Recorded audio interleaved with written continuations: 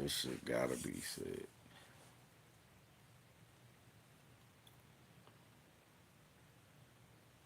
Good thing is I ain't been smoking. I've been sober this whole time.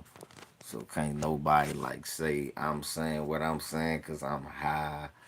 None of that shit. Nobody can't try to dismiss none of what I'm trying to say off of me being under the influence of nothing, as if that has ever hampered the way that I thought. It's never in my entirety ever hampered what I ever believed or any of my convictions. They have never been altered thanks to me smoking weed. The only thing that happened is I calmed down more. I'm a little more of an irritable guy now than I'm a lot sober. I have an even less tolerance for your stupid shit. So before people come in with this stupid shit, I think the first thing I should do though before I what's up, bro?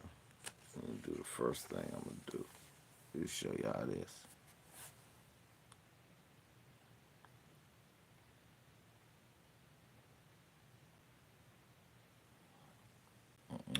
I start like this.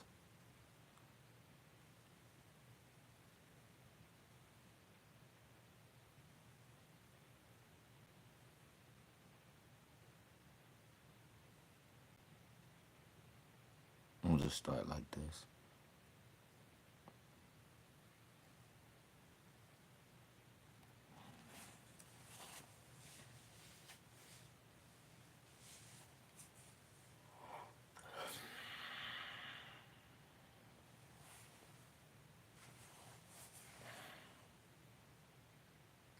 A lot of this dumb shit that people are saying now, right now, people are speaking misinformed.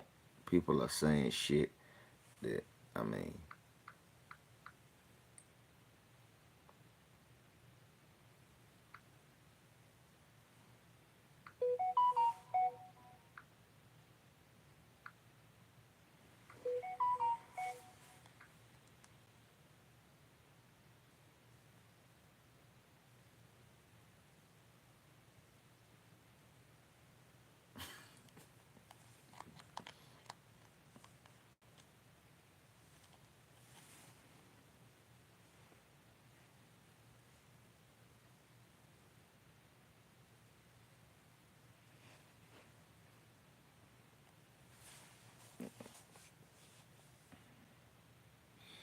yeah, that's what I'm about to say. I got a super low tolerance for stupid shit. I don't like listen to people's dumb shit. So when I'm high and drunk, when I used to be high and drunk, I laugh that shit off. When I'm high, I just giggle it off. Now I hear, what type of dumb shit is you talking? Good looking, mom. I appreciate that, bro. Always appreciate the love. What's up, Ted? Football Thursday tomorrow. Let's go, KC Mo. Alas, Don. What up? What up? What up, kid? Grit Gravitas. What's up, y'all? Man, y'all been paying attention. Did you, hey, Kid Gravity, you see that Asian girl? That Asian girl and that Asian boy beating up on that damn girl who was driving DoorDash. Did you see that? What up, Doe? To my brother from the D. What's up, Miko? I gotta get back out Michigan and kick it with Miko and shit, man. Miko take me around to some of the spots. Man, I was going crazy on Twitter yesterday. Let me see if I can pull it up for you. It's on my Twitter. Cause I was going crazy on motherfuckers about that yesterday. Let me show y'all that first. I'll show y'all that first before we start cooking. What's up, Shirley Cheryl? As we always do upon this time, make sure you smash the like when you enter the section. Uh, Please feel free to share the video, whether you agree or not. Feel free to share.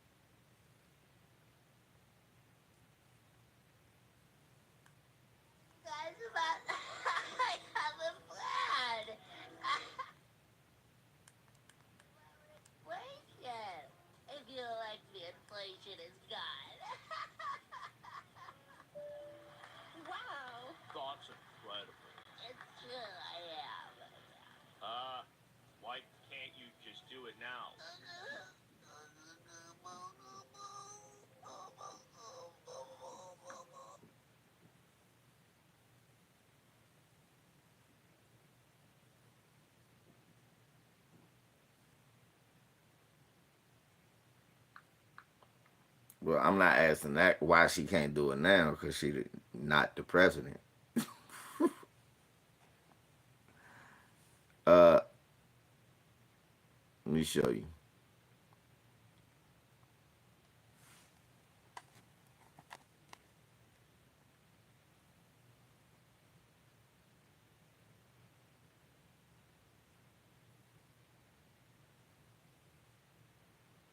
Just type at LVZ of LDBC.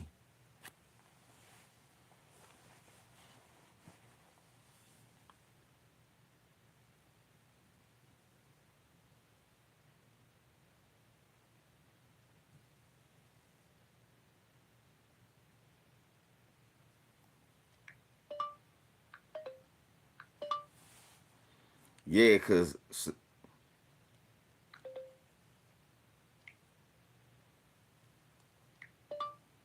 first thing, stop voting for politicians that are already selected.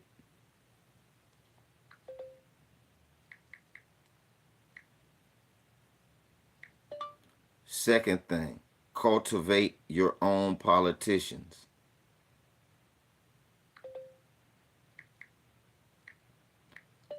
I personally don't vote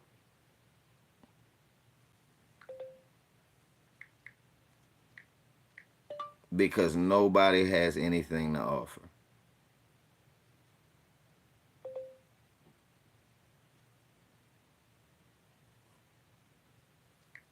Now, what's yours?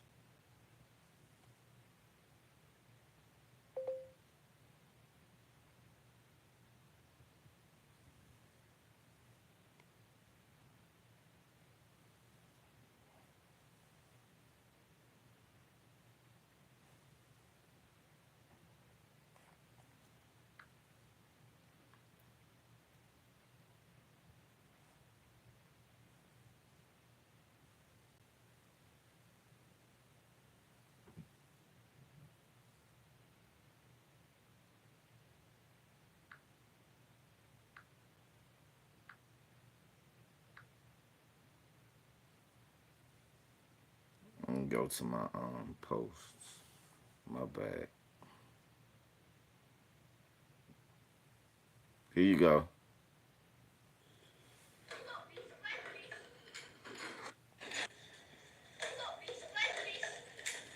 She called her a black bitch.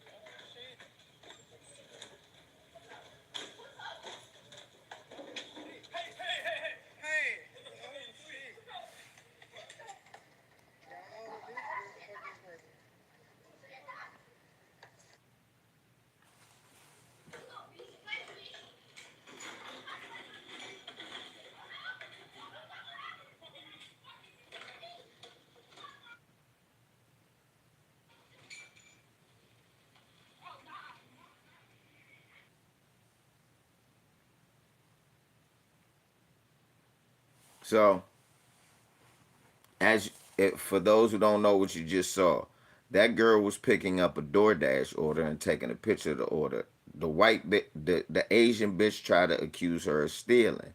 They went back and forth, and as you see, a man. I got 13 haters in here. Smash the like. I don't care if you agree with me or not. You came here for a reason. Smash the like.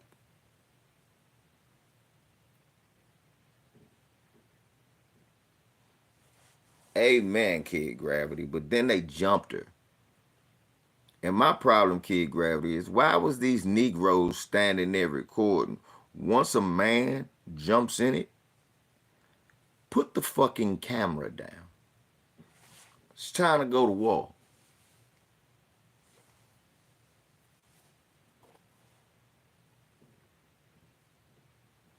Thank you, Lamiko. Thank you, JR. What the fuck are y'all standing there for? Once I saw him come over the counter and swing, it's time to go. I'm sliding his Asian ass down that motherfucking wall.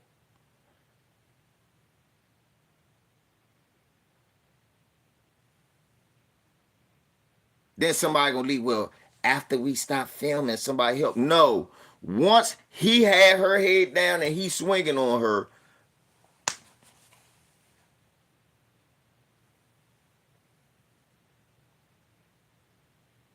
right. And she with two Negroes. Nah, you coon ass niggas. Nah, once he jumped in, you know what they supposed to be recording if she with two men? They supposed to be wham. That's what they supposed to be. You know what supposed to be on record? A motherfucker masked up, whooping that ass.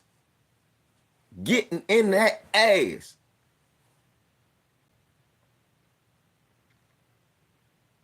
Hook that nigga off the jab.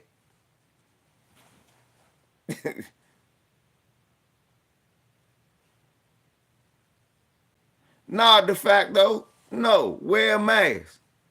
Wear a mask. I don't want nobody to know it was you.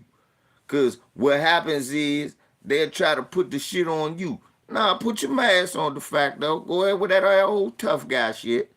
Nah, fuck all that old tough guy shit. No, we gonna be smart guys. Mask up, slide that nigga down the wall. What happened? I don't know. Batman beat him up. What happened to him? Batman came over.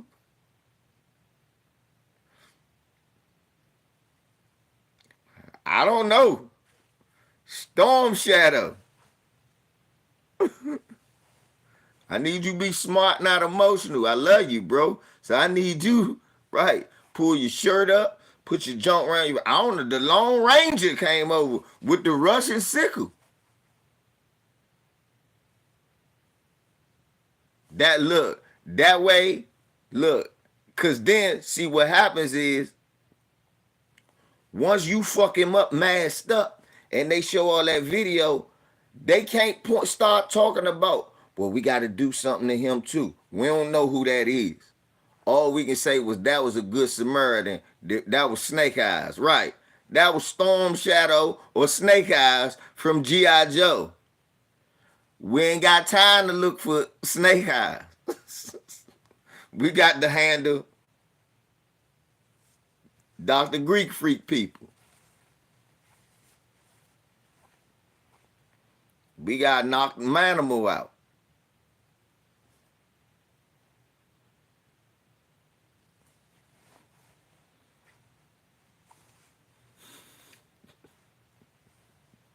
We got to slide Dr. Greek Freak down the wall. Bip, bip. Hit that nigga, that Tank Davis uppercut. Wham. Get right underneath it. Yeah, put some sunglasses and a hat on. I know you got some glasses and a hat, fact though. You ain't got them glasses and a hat. I don't know. I'm gonna put a funny mustache joint on. He got whooped by Groucho Marx.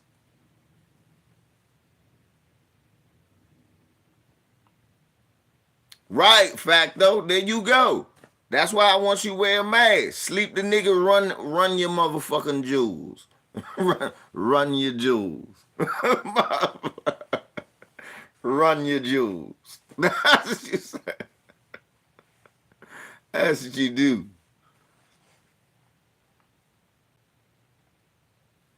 Damn right. Damn right the fact though.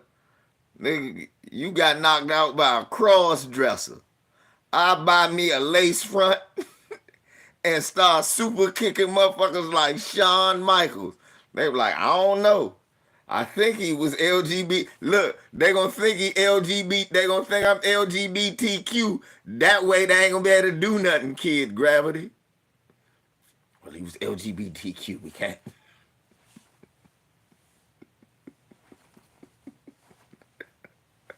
can't double discriminate. Damn it.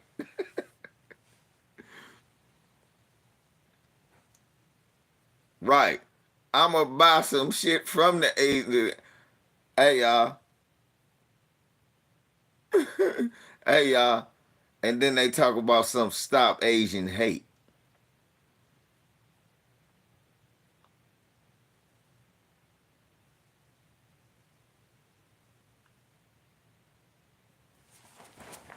Two uppercuts. This is a good jump. Hit him with that Johnny Cage. Oh yeah. Anyway,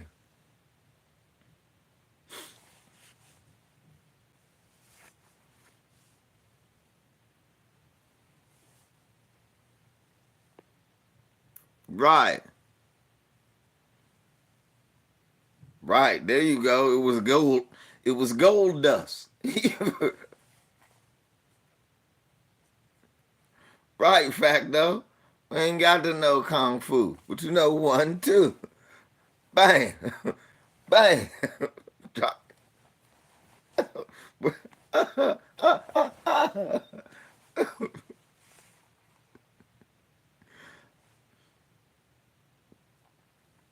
Right, Ted. Adrian Donaldson was. I don't know who it was. What up, Berticus? Hey man, somebody getting knocked on Ixrafo. I'm knocking somebody right the fuck out. Then they say with Billy and Chuck.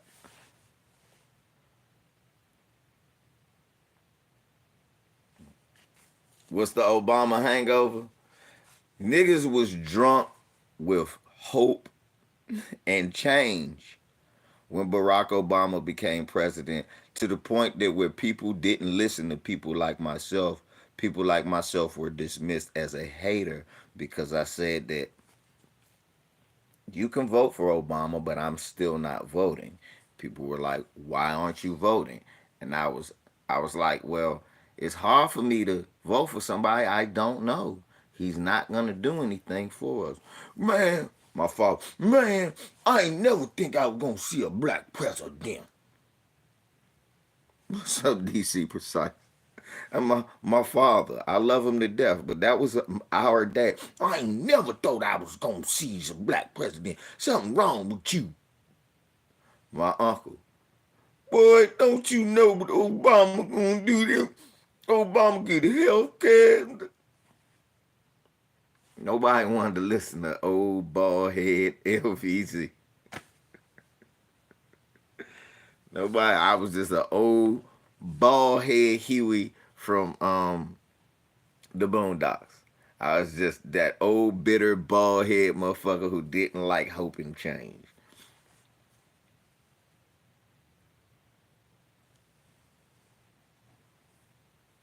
Call me what? Nigga, fuck nah, they ain't call me no buck dance. Nigga, you crazy. You can't call me a buck dance. Nigga, the reason I wasn't voting for him was because of my black stance. I was saying, hey man, he half white. That's a slave owner. He half African. That's a slave seller. How did they conveniently pick a nigga with no ties to slavery to be the first black president? You didn't think that that was convenient? I got 10 haters in here. Smash the like. Stop eating ballparks. But that's what I said.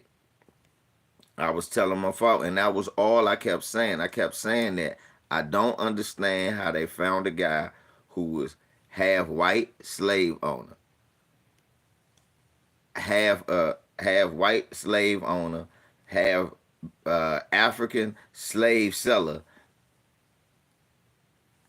But everybody was, wasn't looking at that. A lot of people don't look at that. For us in this country, especially foundational black Americans, a lot of the older ones, just to finally see somebody that looks like us in power was good enough for the first run. I understood that, but I didn't agree with that.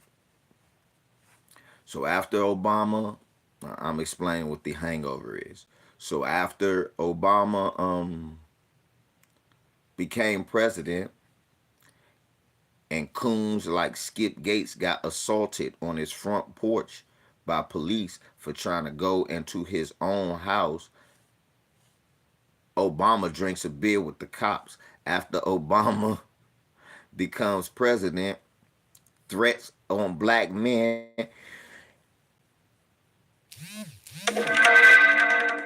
Thanks, Lamar. And black men getting fired left and right. Shouts out to Lamar with that big Cinco for your man on the Cash App. So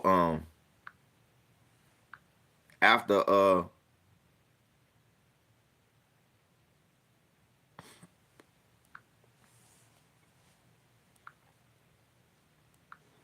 so after your man Obama,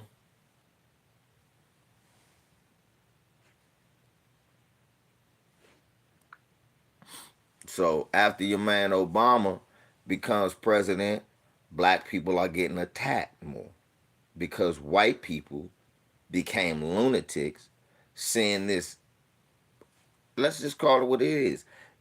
Whether you FBA or not, white people still see a nigger in office, and when they see that, and then they see you coming into the office to go to work the next day, they mad. Niggas start getting fired. A lot of shit started happening when Obama became president, but black people still stuck with him. Trayvon Martin, Jordan Davis, Mike Brown. Our people were getting killed all over the country. We were being attacked by police, random citizens. Everybody was attacking us. We became public enemy number one just because the we became lunatics. And if you don't believe me, Donald Trump only won the presidency because it was white people being angry, and it was their backlash to yeah, Philando Castile. There you go, Sandra. There you go. I just ain't got time to go all day long.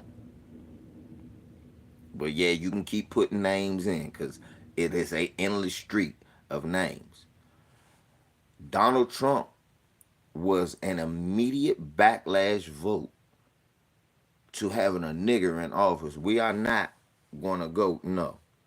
So white people got mad at the Democratic Party because they had the nerve to put a nigger in office. So that was the first thing against Hillary Clinton. Their response was to vote a out and out white supremacist like Donald Trump in the office to prove, nigger, we still got the country, and shit ramped up again.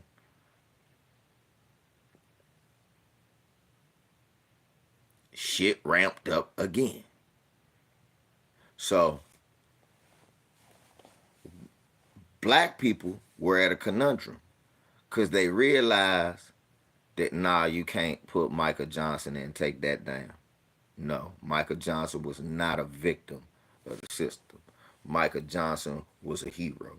So don't do that. But yeah, Michael Johnson was a hero. There's a difference between a hero and a victim. He was not a victim. That man went out on his own terms. That's not a victim. By that kid gravity, Nat Turner was a victim. Nat Turner was not a victim. That man went out on his own terms, and that's why we love him. So nah, I can't agree with that one. But um, We ended up with a hangover. See, we was drunk off hope and change. I say we because we're a collective. We was drunk off hope and change. And damn motherfucker, what's we call it? Trump came. But then we realized that damn, when Trump came, Obama ain't do nothing about all this previous shit. It's just like a hangover. You drink too much, you feel good, you partying, get your party on, you sleep with an ugly bitch. Then you wake up with a headache early, like, oh my God, there's an ugly bitch in my bed.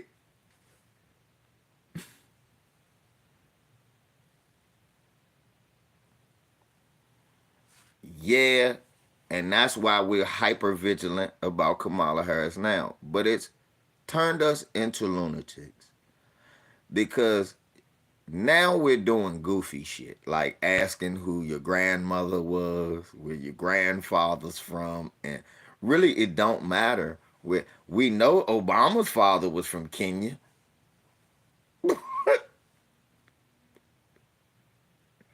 That's not what matters. What matters is people she was locking up when she was Attorney General. General. That matters. What matters is what did she do about gentrification in the Bay Area? That matters. What matters is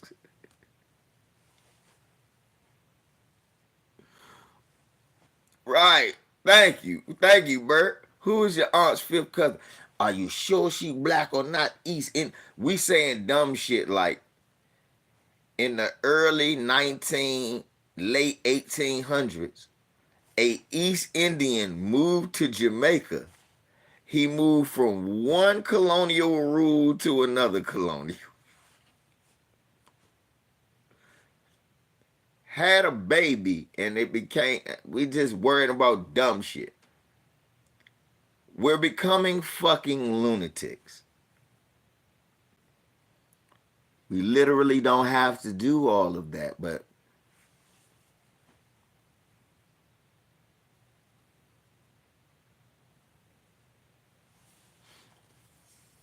you know what I'm saying? We don't have to do all of that. I I personally will not engage in that bullshit. Which brings me to this accent shit. It's funny. I don't care. You know why?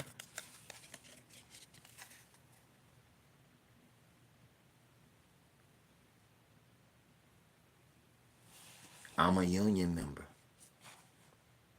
In fact, let's go back just with me. My mom died when I was 2 years old. My father, biological father, was not there. His biological mother was murdered when he was 4 or 5 years old.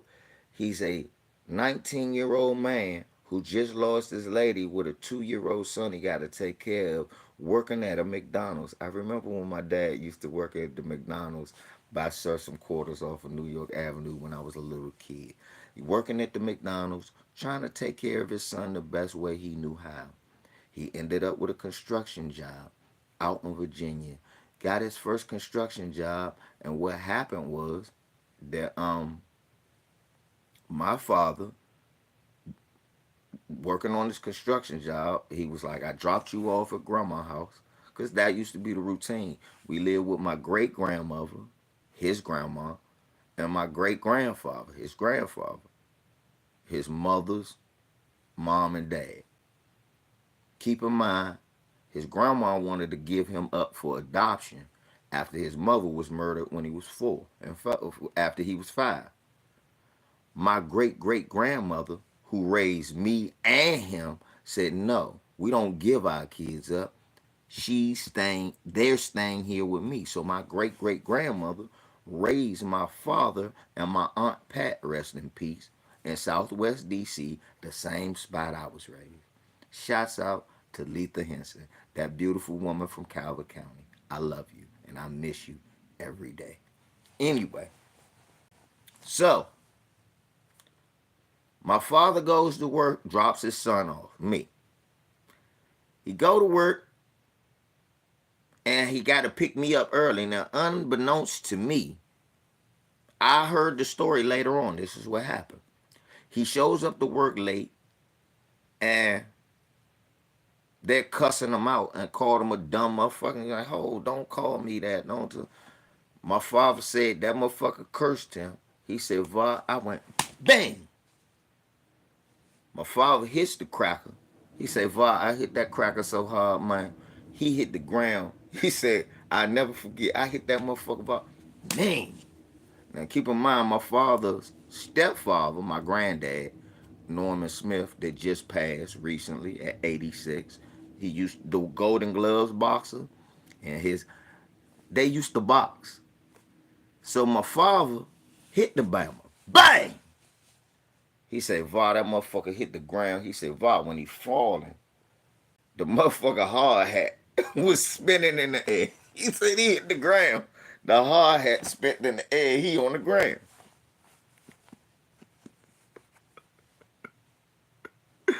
He said, I hit the shit out that motherfucker, Bob. Good morning, Mr. Cater. He said, Va, I hit that motherfucker, son. Bang! He said, I shortchanged him, son. That nigga hit the ground. He said, Va, I hit that nigga, the motherfucker hat was spinning in the air. He on the ground. I'm laughing. He said, that motherfucker, yeah, as he should, but that's 1980.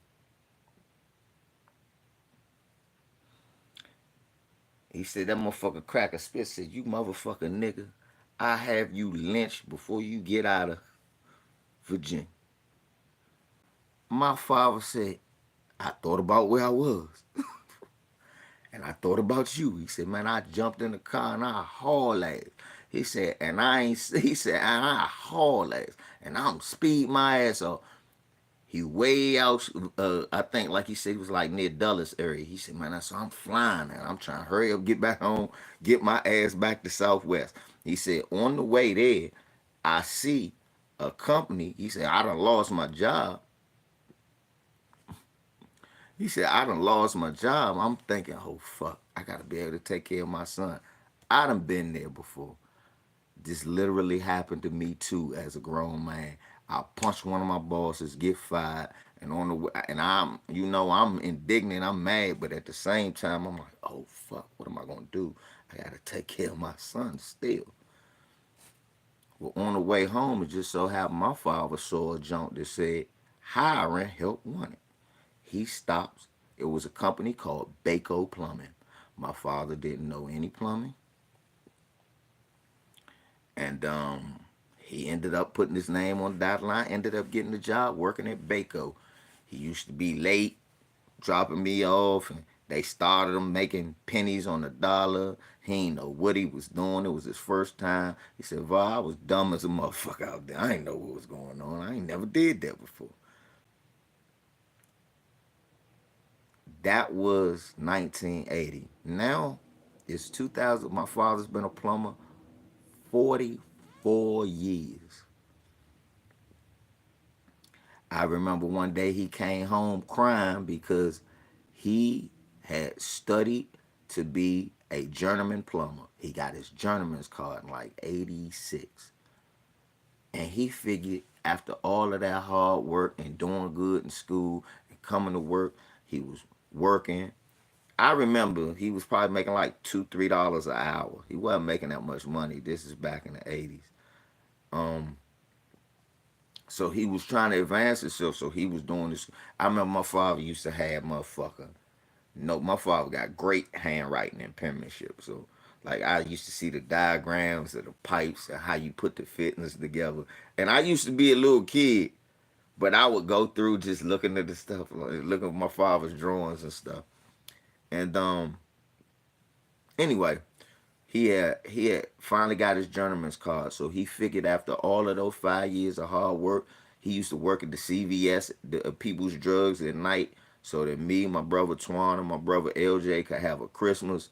So he would be working two jobs. He'd come get me from my grandma's house on Friday, but he'd be gone all Saturday night and all Friday night. We barely got to spend as much time as we used to, but I'm happy to be around my dad, so I didn't care. So long story short, he gets his journeyman card And he figures, all right, I'm gonna be able to make more money to take care of my sons and put my sons and me in a better position. That's when he had the Oldsmobile 19. He had a he had a old he had a 98 Olds. My mother bought it for him. Before she died, my mother bought him the car to get her around, get him around, because when she had multiple sclerosis, she couldn't get around, so they needed a car. They needed to get me around and get her around. So she bought him a car. My mother was a bad lady, y'all. My mother was 16 years old when she got out of high school. She got a full ride to American University Law Division. She was so anyway. So that's anyway. So Pops goes in, got his journeyman card, think he gonna get a raise. They gave that man a 10-cent raise. He came home crying. Like, man, we was sitting there, and I never forget, that's one of the few times I seen my dad cry as a young dude. And he was like, I work my ass off. I do all this just to take care of my mans and take care. These motherfuckers gave me 15 cents. He said they gave me a 10-cent raise. All that work I did, all that work I put in, they gave me a 10-cent raise. He was pissed. And he just sat there, and I just saw a tear come down his eye. And I was like, fuck. I knew then white people wasn't shit. So, god damn, that shit fucking with me now. Anyway, so dad, being the man that he is, he got determined, because that's where I get that shit from. Like, all right, motherfucker, I'ma show you. So what he did, he put in applications everywhere. And he got the job with Warner Plumbing. And what happened was Warner gave him like, dad had went from like, remember he was making like $3 and change, and they gave him like 10 cents to $4. They gave him at that time like $10. So they gave him like a $5 raise. That's a lot of money back then. So dad came home, I got the job, son. I got the job. I got the job. So happy. He was so happy. And I for real, he was so happy. And he said, I quit today, son. I said, what happened? He said, once I got the job, he said he found out he had got the job. He went to worked that day, went in. He said, I went in the boss office, kicked my feet up on his desk, and threw them motherfuckers 50 cents and said, take your motherfucker punk ass money back. I don't need that shit. And he got his job working with Warner Plumbing. And after a couple of years, he ended up getting his truck and all of this and all of that. And yeah, things were, as far as money was concerned, it was getting a little bit better. All of this is non-union though. So my father used to always say that white folks used to. My father used to listen to the white folks at his job, and they would always tell him how union ain't no good, and don't go to the union. All they gonna do is take your money, and this, that, and the third. So my father, listening to white folks that he worked for, believed that this was true. He had never attempted to get into the union. Meanwhile, dealing with glass ceiling after glass ceiling, every company he worked for. So the recession hits of 92 and they laid him off. And we was living in Berry Farms. If Twan wake up and he hear this, Twan, my brother would be like, yeah, we remember them days. Then my sister was born, I think, at that time. And my brother was born at that time. My brother Jamar and Camille, they were born. LJ, we hadn't seen him, so it's me, Twan, Jamar, Camille, and we living in Berry Farm. We living in the projects with my stepmom. My stepmom had her place in the PJs. So all of that, black women threw black men out the house for a check, you full of shit. I lived in the PJs with my stepmother and my daddy until they tore the PJs down. And my motherfucking stepmother would keep my clothes and be like, that's their brother, he's staying here. My father would have to hide his clothes sometimes. But we was a family. So anyway, I don't. That's why I hate hearing that shit. Black women threw black men out the house for a check. Ain't no black woman worth her salt gonna get rid of a motherfucking working man to get a welfare check. None of them would do that.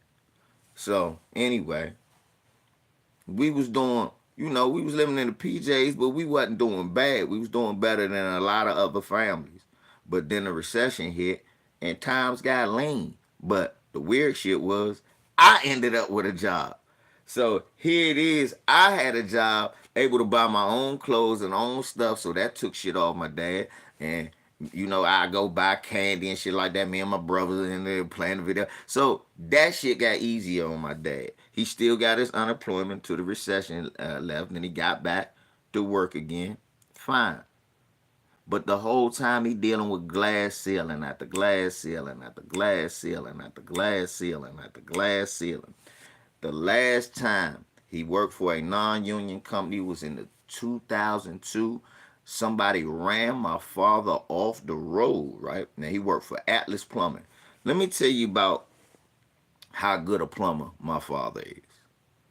I'm not exaggerating this. Of course, you want to say your dad's the greatest or something. Nah, I used to drive.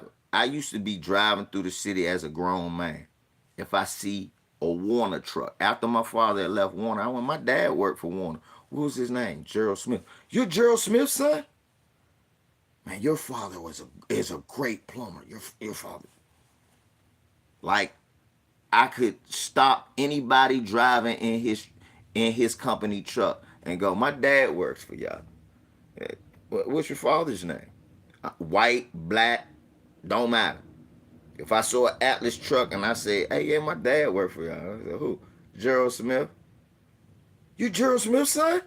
Man, your father is great, man. Your father's a bad man, man. I would always hear that.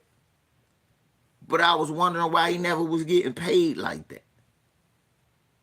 He would never get paid like that. Always would get accolades, but never get the money. And my father is that man that always said they want to make me a foreman. I told him, no, just give me money. I don't want to be in charge of nobody else. I like doing my work. I just want my money. Why can't these crackers just pay me? Well, anyway, long story short, Atlas was doing okay with the pay. They weren't too bad. Dad was making some pretty good money with Atlas. But what happened, a motherfucker ran him off the road one day. Well, Atlas piss tests him. My dad smoked weed. So he comes up dirty and they fired him. Made that an excuse not to give him his money. Well, his best friend Andy, rest in peace, Uncle Andy. Andy was like, Gerald, don't worry about it, man. You one of the best plumbers in the game. Shit, you helped me get a job. You helped Kim get a job. You helped my father. That's where I get that from. Anybody my father fuck with, he'll help you get a job, whether you know how to do the shit or not. So it so happened his friends were still working at the company. Well, they was like, well, fuck it, Gerald gone. We leaving. They left and start contracting for their sales. So now my father was working for himself for like a year and a half, 2 years. He was bringing in big money. My father, that's the first time I seen my dad go out of town on a vacation. Like, not, that wasn't just fucking New York. He went to Florida on a fishing trip. I seen one day in the jump count like 10 stacks. He said, man, I just did Alvin Harper house. I had to put a whirlpool in it. I ain't scared to say it. My father knew one of them companies that he used to work for, and he knew they had a whirlpool. He hit their head and sold the whirlpool and then hooked it up off a house. So anyway, so dad was making money, but after a while the work started slowing down. He wanted to get back to working for a company. He ended up getting back to work for a company, but it was a union company. That was in 2002. We had been in living in apartments all our lives. All our lives. I ain't complaining about it, but we just didn't have no like family house. We just couldn't afford it. After 10 years in the union, my dad has his house now. He has a house. He was only able to do that by working through the union. So when I hear motherfuckers talk about, look at their cosplaying, that's a union member, that's a union. Yeah, that's funny, but no, nigga. The substance of what she was saying outweighs the accent that y'all want to focus on. You fucking morons. You're becoming lunatics. Do you realize that the union saved our family, gave us a family house, helped my father make a well paid salary now? And if we're ever in trouble financially, thanks to the union, when my father retires next year, he'll have a big pension, nice retirement plan, 401k, and Social Security. That was all thanks to the union. Before the union, we don't know. My father don't know how that would have ended up.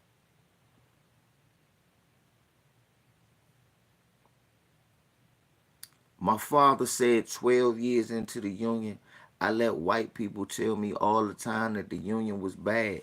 If I got into this a lot earlier, I'd be making way more money and we would have been set way earlier.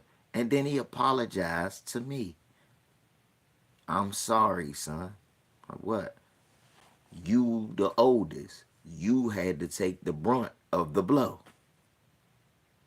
Your sisters and brothers were still in the house when I was making this money. I wasn't making this money with you. I'm sorry. I'm like, it wasn't your fault.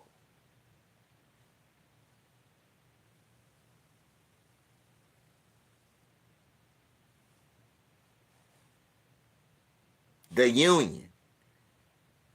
While motherfuckers is talking about accents, I'm thinking about, I appreciate that you want to save the union because the union saved me and my family. So, let's go to my cousin Tay. He's not really my cousin. He's our big fucking brother, Twan. Tay is not my cousin. That's my big brother. When my mother died, it was me and cousin Tay, my oldest cousin, all the time. My father would get him, my cousin Yanel, and me. Yanel born in December, I'm born in April, but we both born in 77. So we were all grown up real close together. Tay, Va, Yanni, Troy, of course my brothers, all us always together. It was nothing but boy. It was Tay, Va, Yanni, LJ, Twan, Troy. All us grew up together. Nothing but boys until my sister Camille was born. And actually, my cousin Tay actually had the first girl, my cousin Latrice. Anyway, so my cousin Tay, you know, after our great great grandmother died, my aunt Norma moves in with my aunt Pat down southwest. So now me, Tay, Troy, we live together. Yanni lived down the street with his grandmother, his mother's mother.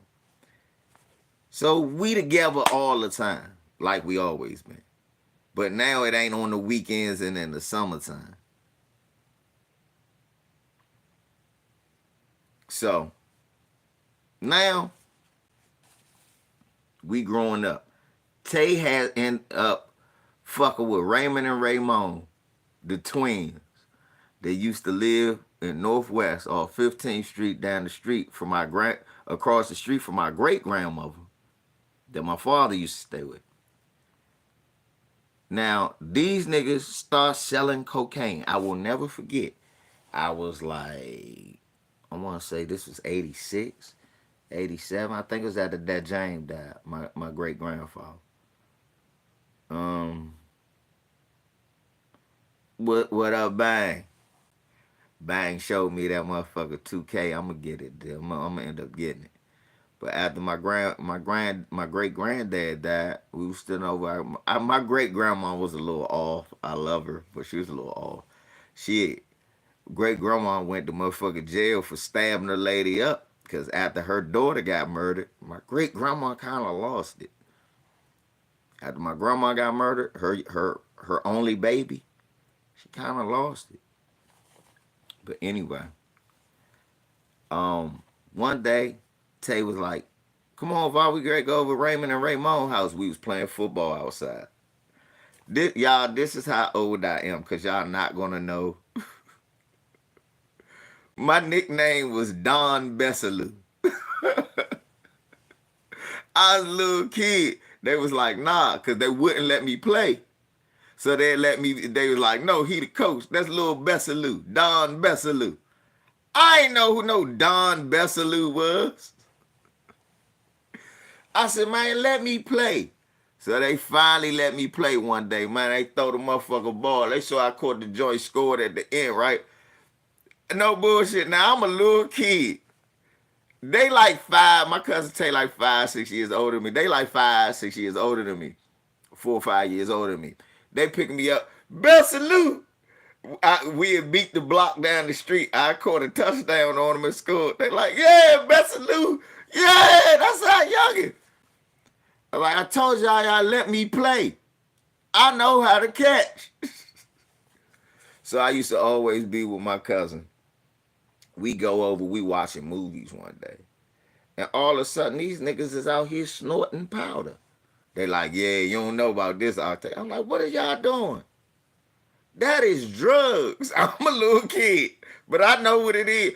That is drugs. Tay, you bet not sniff no drugs.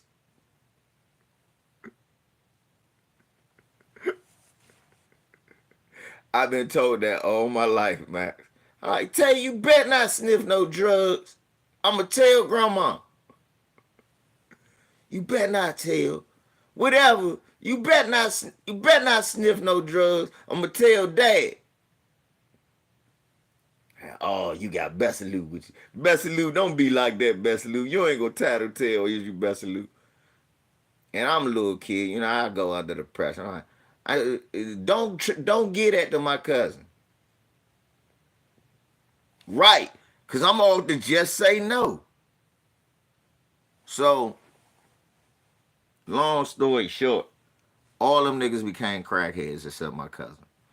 Now my cousin get into the game, and my cousin started slanging, and he ended up having a baby at like 13, 14. What's up? What's up, Kim? So he ended up having a baby at like 13, 14. That's like my little niece at the time, Latrice. And he was living with his girlfriend Valinda and him was living with my grandma. Now Tay started slanging. He get out of school, and our family was in the heavy in the dope, so he ain't had to like go nowhere. He would go to my folks. Now by then my Uncle Barry in jail. He doing 17. Uncle Dirk in jail for his 25. So Tay is in the streets fucking with different people or whatever, what have you. And ends up he catches a case, a felony murder case by age 15, 16. He catches a felony murder case. He's 16 years old. My father bought him a Volvo. Bought him a Volvo, right?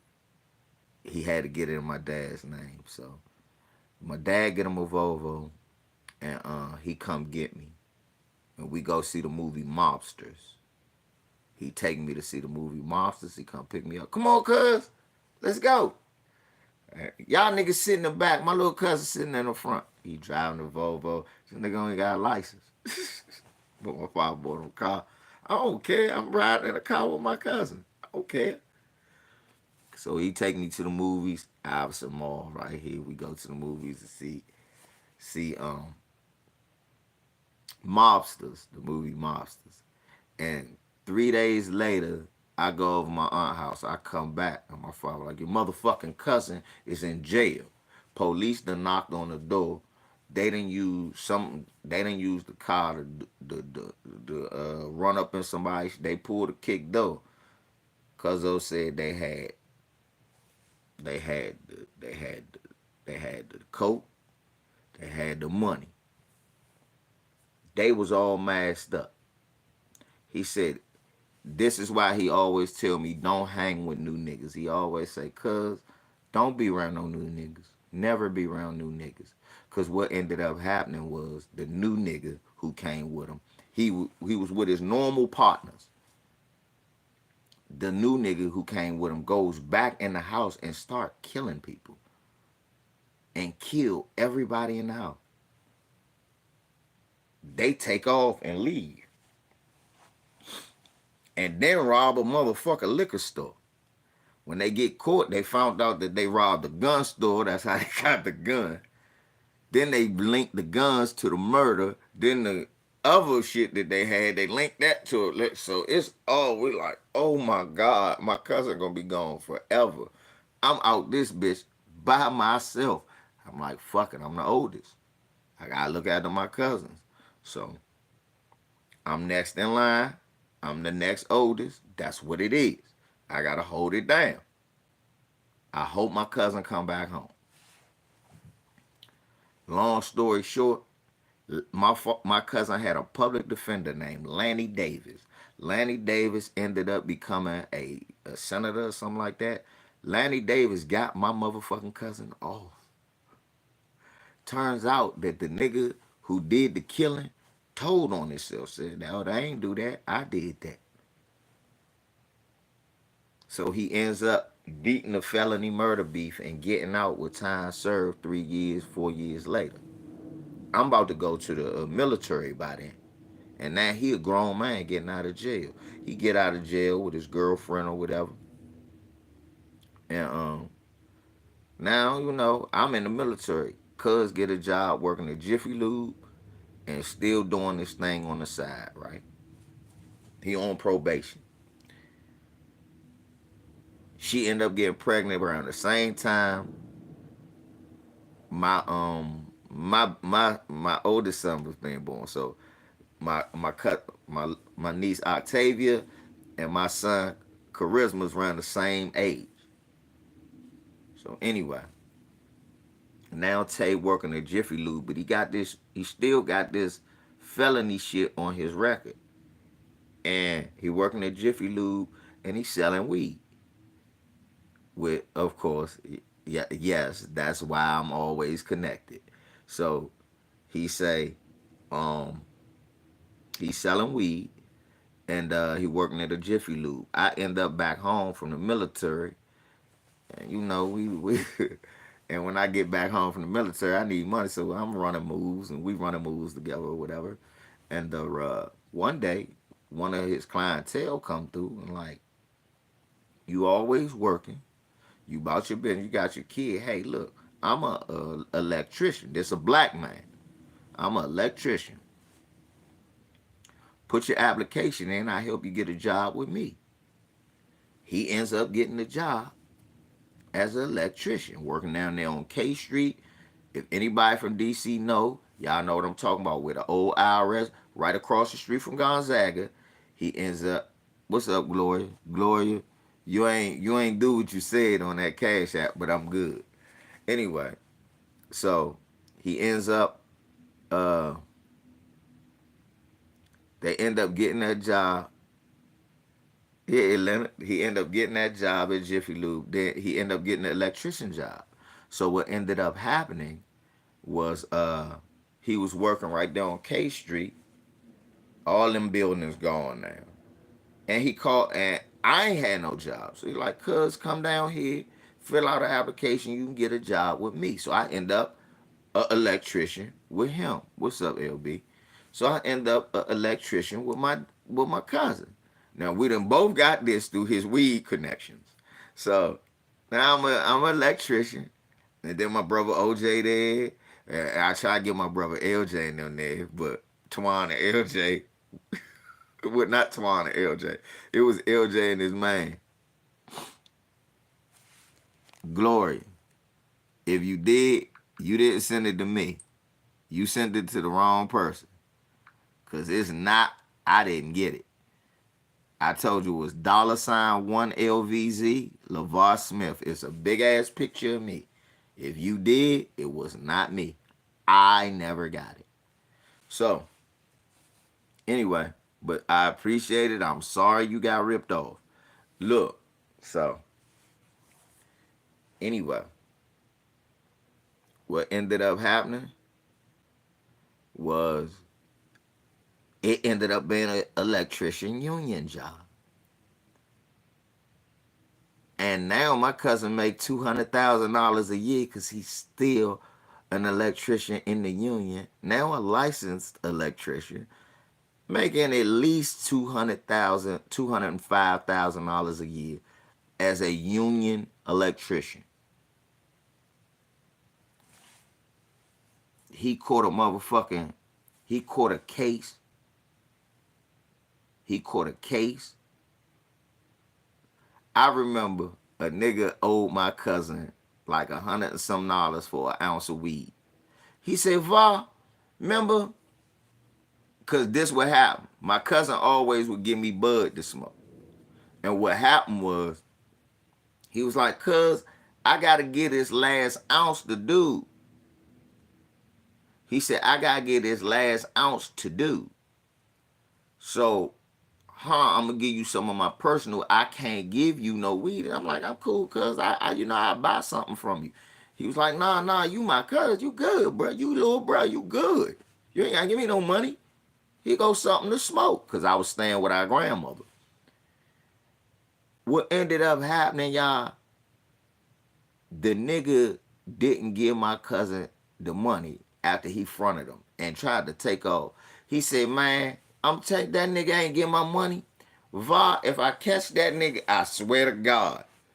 I swear to God, y'all, because everybody was on the job with me. He said, if I catch that nigga, I'm stabbing that nigga in the neck with my knife. That was his exact word. So when he caught the nigga, a year later, look, y'all, this like a year and a half later, they like, Tay in jail. What happened? He stabbed somebody. My father said, yeah, your cousin think he Chucky running around here stabbing motherfucker. I started laughing. I said, hold up, he stabbed somebody? I said, I wonder. So when he get out of jail, the union hold his job. The union held this man's job. Oh, yeah. He stabbed that nigga.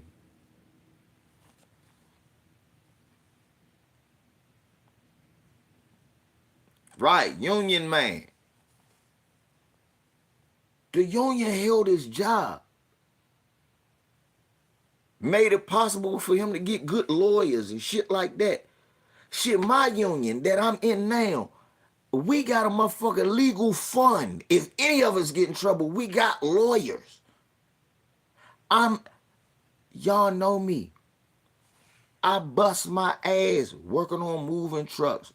Told you, doing electrician work, freelance plumbing work, doing whatever I had to do to feed my son. Now I'm in a union, not working nearly as hard as I used to, getting way more benefits.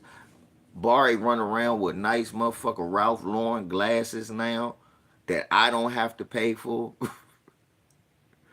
I got plenty of health care, dental care, keep these chops nice and white Not like I don't brush my shit anyway and take care of my shit anyway. But now I ain't gotta come out of pocket. I ain't gotta sell 2 QPs to go see the dentist. I ain't gotta do no shit like that no more. And I've had meaningful, pretty good jobs. None of them pay me like this, give me the benefits, the vacation time. I get time to spend with y'all early summer, doing videos and all that good shit because of the union. So when I see motherfuckers talk about, look at Kamala accent, look at her accent, I'm like, nah, listen to her talk about a union member. I don't give a fuck if she was, thank you, blood clot union member. I wouldn't give a damn what she was saying. I wouldn't give a damn. Hi, Mike. Good eye, Mike. Thank a union member. Good eye. Go thank our union member. I don't give a fuck how she said it. Oh, this is Kamala. I'm perturbed. I'm here to tell you to join the union, old boy. I wouldn't give a fuck how she said it.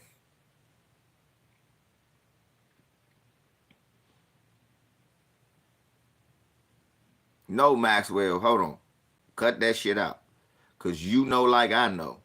When I was in the electricians union, that was the first time I was ever signed up to register to vote.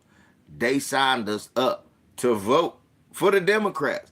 They was like, you can vote Republican if you want, but understand, motherfucker, they trying to take the union away. Nigga, Trump just sat on a motherfucking Twitter space with Elon Musk, telling him how he did a good job firing workers who wanted better wages and a better working situation.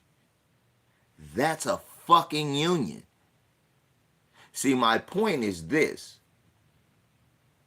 If people can give Trump credit for something he says, I don't give a fuck what accent he uses. They give him credit. Well, then we should be able to give Kamala Harris credit if she does something or talks about something or saying something that is pertinent and helpful to us. So the way I look at it, I don't give a fuck what her accent was. She was right on that one. We should thank a union member. Yes, we should thank the union for overtime, double time. Nigga, do y'all know I was making $60 an hour when I went to work Monday?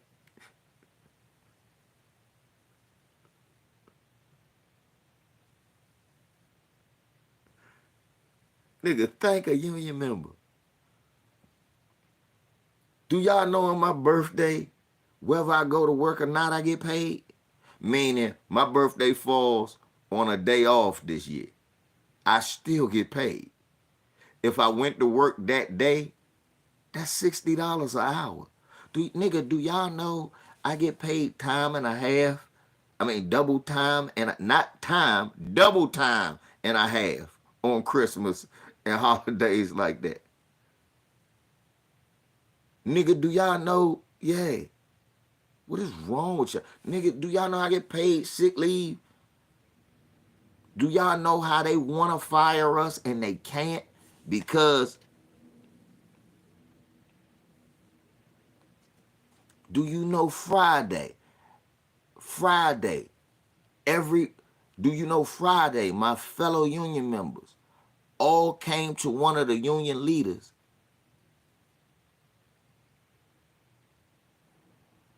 and they said, we need LeVar to be a shop steward.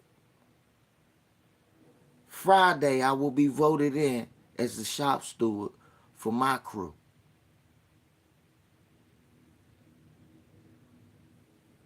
Nigga, thank the union. See, right now, we letting the Obama hangover make us lunatics, and we're ignoring shit that actually has something to do with your life or people that you love life or actually affects you.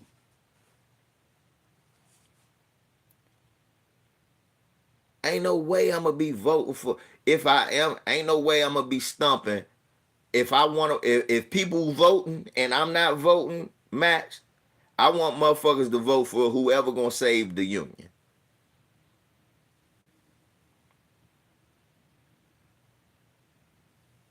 So even if I don't vote, I want somebody to vote for whoever's preserving the union.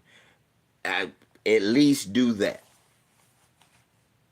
Do the union got problems like everywhere else? Sure they do. Neither can I, Leonard. I don't like every one of them, but I'm able to give credit where credit is due. Right now, niggas sound like lunatics talking about an accent and not actually mentioning the lives that's been saved by what she talking about. And then this the other thing. How we know that that ain't how she actually talk? And in front of us all, she's just trying to be presidential any other time. That's stupid. I don't even worry about that. Know why? Because the way I talk to you is not the way I talk to people at work.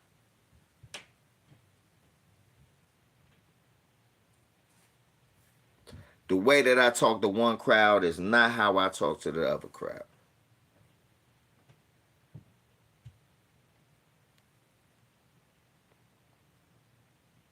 And now we just saying goofy shit like, look at how she talking. Look at how she talking. Nah, look at what she talking about. That shit saved my poor ass. Look at how she talking. No, look what she talking about. About time she said some shit that actually matter. I'm not gonna shit on her when she finally say some shit that matter. Don't mean I'm gonna vote for her ass, but at least she said some shit that matters.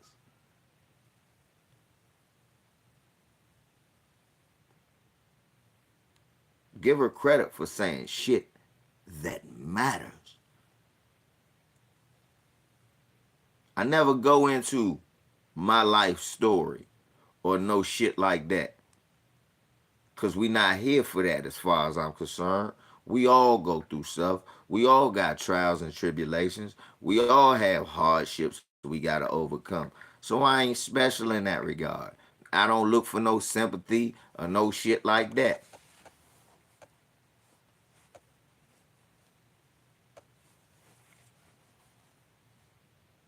I don't look for that. But I've noticed over since because of Obama, like I said, we should be hyper vigilant. The time to be vigilant was then, but okay, I understand. And I totally understand not trusting everybody. I really do. I do.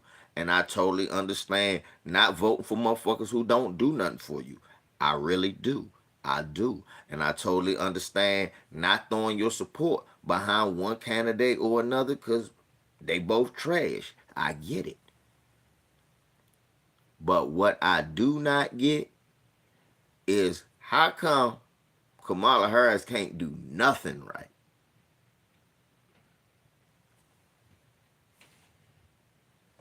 I'm just being realistic. She can't do anything right. If if be realistic, y'all. Let's just do it in your own personal life. If you got a girlfriend who no matter what you do wrong, after a while you gonna be like, fuck him. Fuck her, right? Ladies, if you got a man who no matter what you do, everything you try to do is wrong, and he can find something wrong with everything you do, after a while, it's gonna be fuck him.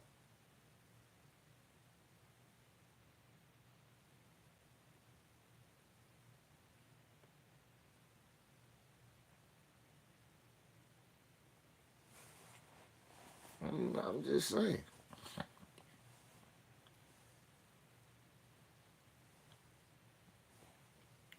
Right now, we gotta be serious. We have to be serious.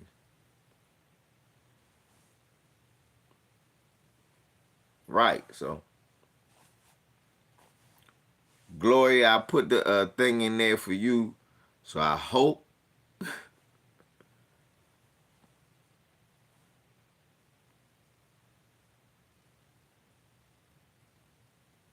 Exactly, Max. That Max. But have I ever disputed what you just said? Honestly. Did I say, Max, have I ever in my life went, nigga, fuck what you talking about? Have I ever just dismissed what you said and say you don't have a point? Have I not emphasized some of the shit that y'all went through? I don't know all of it because I'm not from California.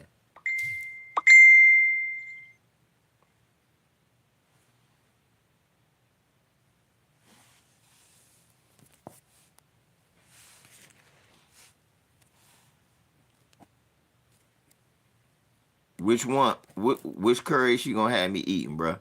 Cause you know she Indian and Jamaican, both of them make curry. Which curry? It depends on which curry you talking about, nigga. You might be right. Long as she don't make me no collard greens, we good.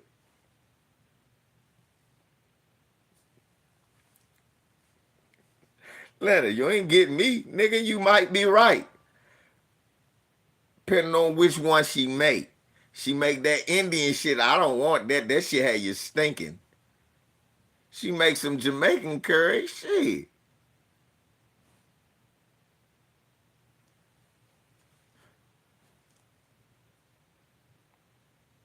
Leonard, she a politician.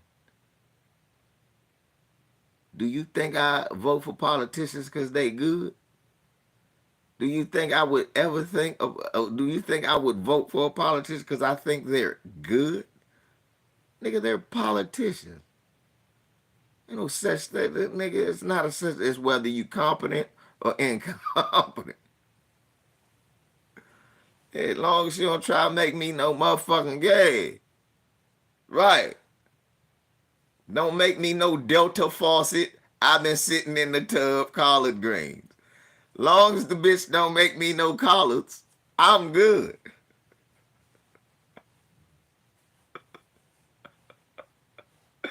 I might eat the Jamaican curry.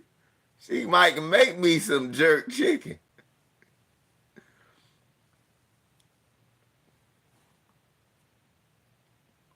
Hey, Atlanta, so you didn't get me with that one. Right. I don't want no Delta faucet collards. I don't think she can either, Shirley. But that don't matter, Shirley. But that don't matter either. See, goofy shit like that, y'all can take shots at her and I'ma laugh with you. Know why? Why are you telling me that? I don't care. I don't care. Now, this is a problem I do have. Y'all be like, she pandering. At least the Republican. No, nigga, the Republicans pander too. What do you think bringing Amber Rose, Candace Owens, Byron Donalds, Wesley Hunt, and trying to put them in the black community to talk to you? What do you think that is? That's pandering. Just because they don't do it good, don't mean. See, that's my problem. Y'all act like both of them don't do the same shit. One of them just better at one thing than the other one. Y'all don't understand that when the Republicans pander, they put bootlicks in front of you, and what they trying to say is, see, nigger, act like them, and we'll like you.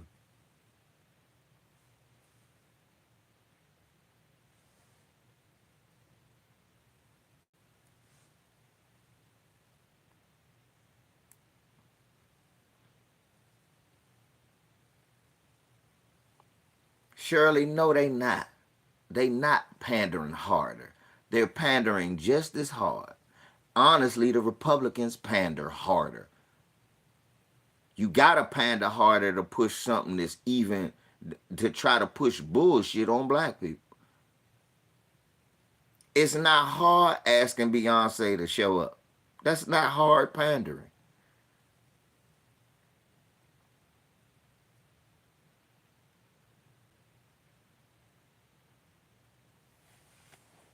That's the thing. That's what I say.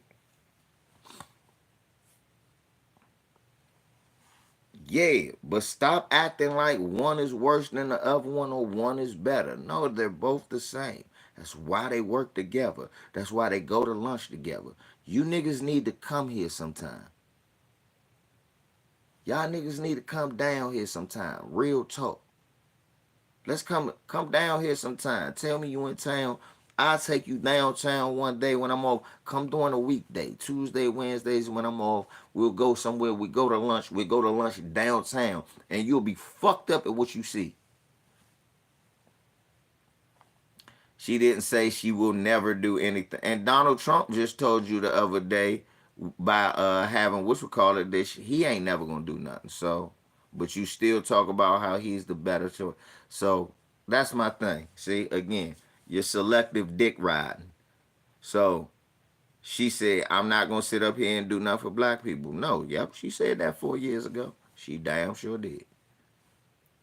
And she saw that that didn't work out well for her. So can we agree maybe she might be smart enough to change? Just like Donald Trump was talking big shit about black people and now he done changed. See, that's my thing. That's my thing. You're selective buck dancing. You're selectively buck dancing. That that's the only thing you can fall back on. Surely you don't think so, but everybody seem to think Trump is friends with black people. Everybody seem to think that we can negotiate with Trump. He ain't never said he gonna do anything for us. Never. Never, ever, ever.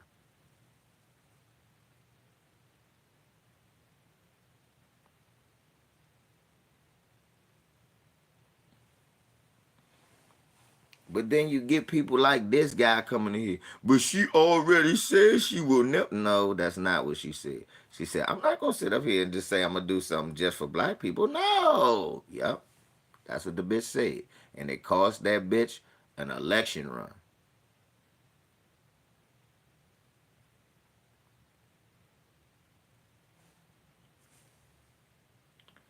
Hey, and my problem with what Shirley said is this. So you don't think that we teach motherfuckers a lesson when we punish them? That's a lie. Because the same person that said she wasn't going to do nothing for black people said, I sign a reparations bill if it come across my desk. The problem was, bitch, you know it ain't going to come across your desk. That's the problem with that statement. But I did say, but I am man enough to acknowledge that, damn, I see she switched on that. She better.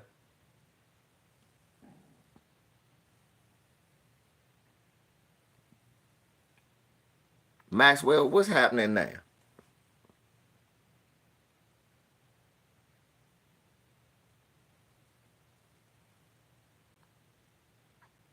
Who said I wanted to fool with her? If you want to fool with Trump, be my guest. Go ahead, put your MAGA hat on and open up your booty hole. But I ain't never say that. So fuck you, Jack. Who are you anyway? I don't even know that you're black. You some anonymous Negro that just came on my page talking shit. Who saw a couple of Tariq Nasheed jumps and jumped out the window and started dick riding him. I don't know you. Fuck you. Now, you did. You just said, if you want to fool with her, be my guest. You just did. It was just right there. Go fuck yourself. Fuck out of here. You just did. But because I called you out now, I ain't say you want to. If you want food, would it be my guest? Like the fuck I said. Fuck out of here. New ass troll. You ain't nobody I know. I had these disagreements with the people I know. Shirley could talk that goofy shit because she been here.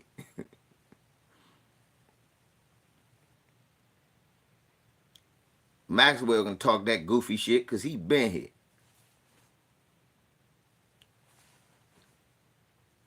So it wasn't Max. So it wasn't no immigrants when Trump was coming through. There was a lot of opportunities when Trump was here.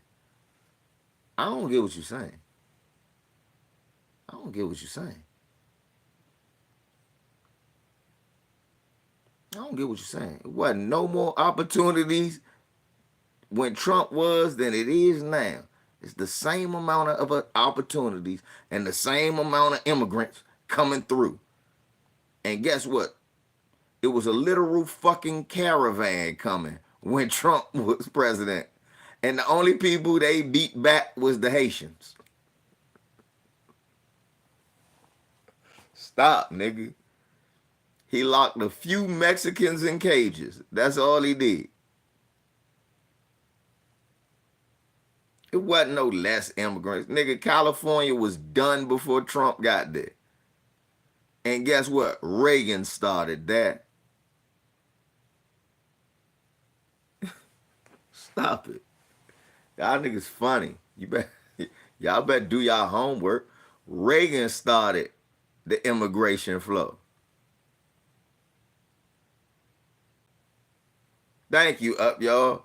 Trump sitting there trying to kill Maduro and destabilize the country, and now they got all them motherfuckers running up here. When Maduro was gonna keep them motherfuckers in line, they sat there fucking with Hugo Chavez. They what Venezuelans was not leaving like that when Hugo Chavez was president. They killed him, and now you got. Come on, man. No, stop. Do some reading, Max. Do some reading. Because this immigration shit started with Trump. I mean, with Reagan. And you know who made it bigger?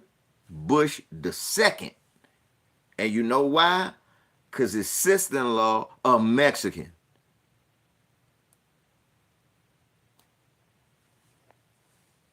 Do some reading. I know Reef know I ain't lying. Look.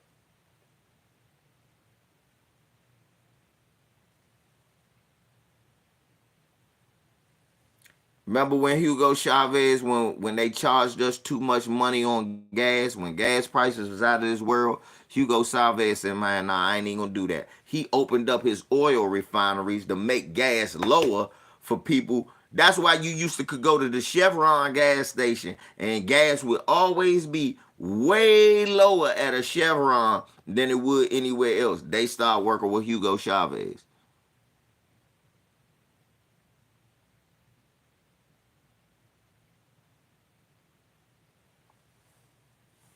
Right. I'm just trying to get black people to vote for their own interests.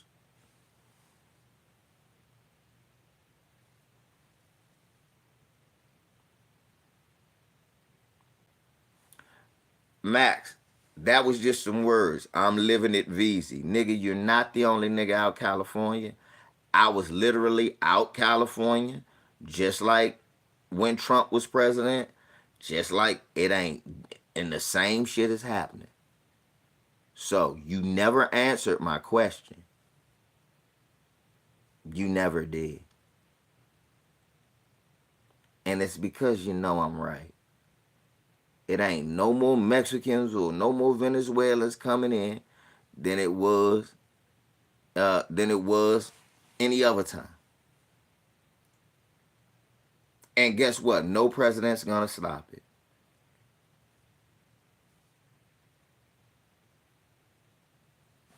Like you said, I don't like what's happening now. Nigga, when did you like what was happening?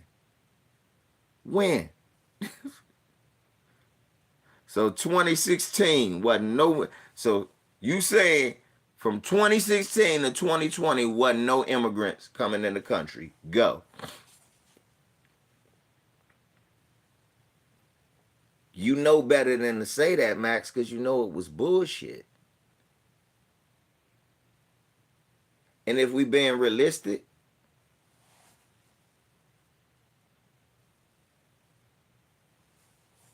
And if we being realistic, if we being realistic,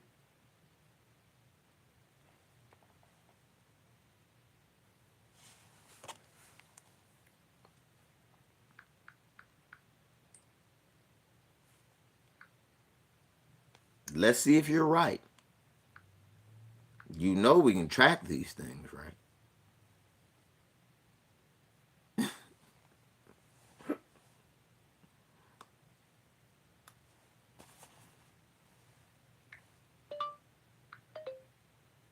So, are you saying that who deported more immigrants? Donald Trump, Barack Obama, or Joe Biden?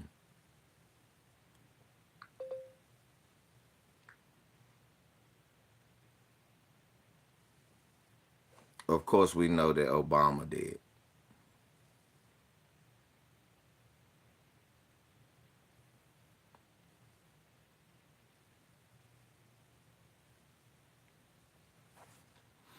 The Biden administration is on pace to match Trump's deportation numbers, focusing on the border, not the interior. June 27th, 2024.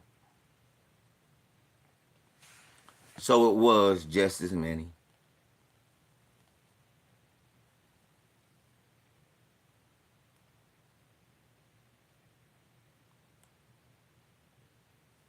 I'm just saying, it was just as many. Max, you're bullshitting. Do you know the only difference? The only difference between now and then?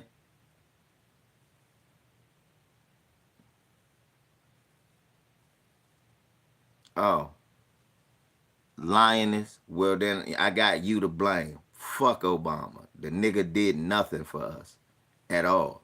I'm not gay and I'm not an immigrant. He could eat a dick.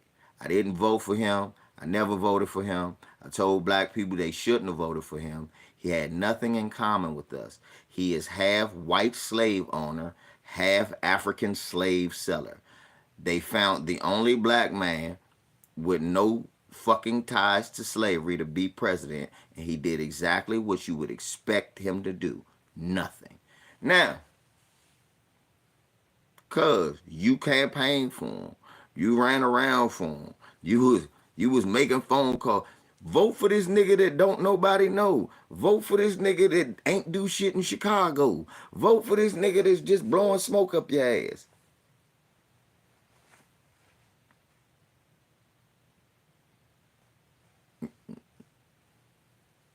Whatever. Anyway, so Max, if we being honest, Republicans, the reason we seeing the shit happening that we seeing is because Greg Abbott, Greg Abbott, who's a Republican, instead of kicking them motherfuckers back across the border, is busing them to Chicago, sending them to Colorado. And that's why you see what you saying.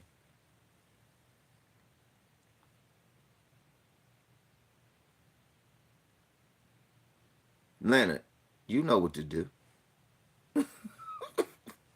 Leonard, you know what to do.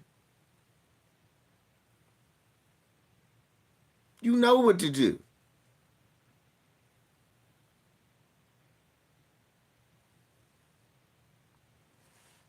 And Greg Abbott is a Trump boy. Greg Abbott is a Trump boy.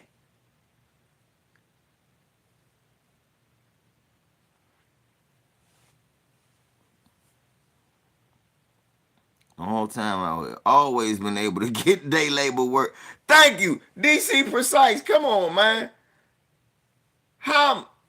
Hey, look how I'ma sit here and say, "Oh, it's more." No, they still coming. Ain't nobody never try to stop them. What you think gonna happen? What you saying is this. Basically, Max, what I'm trying to say is this. Go cut your bathtub on right now. Put the stopper in. Water gonna be filling up. The longer you wait, the more water is gonna come in. then it's gonna overflow. You can't blame the last 4 minutes. Damn it. If they had just cut the water off 4 minutes ago, no, the tub still would have been full and about to overflow. Ain't nobody pulling a stopper. That's the point. It ain't nobody pulling the stopper. Nobody's pulling the stopper. That's the problem. The problem ain't the last motherfucker in. The problem is the last motherfucker in did what the first motherfucker did.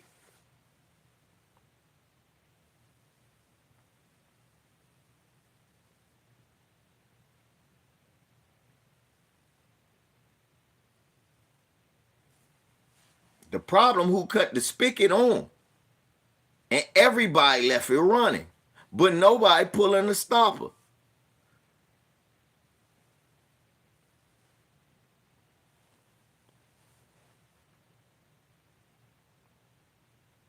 So I'm not gonna act like one better than the other. And anybody that does is a shield. Tariq Nasheed, Shield Smith. Yeah, that's his new nickname, Shield Smith. I'm so disappointed in Shield Smith. Shield Clinton. Shilly D. Williams.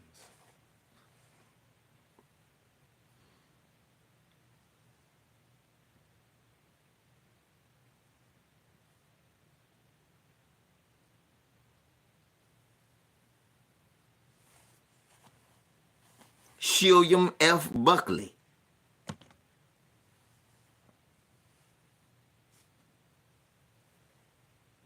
I don't know who Bill Prescott is, but I guess. And nigga Roland Martin is Shield Haney.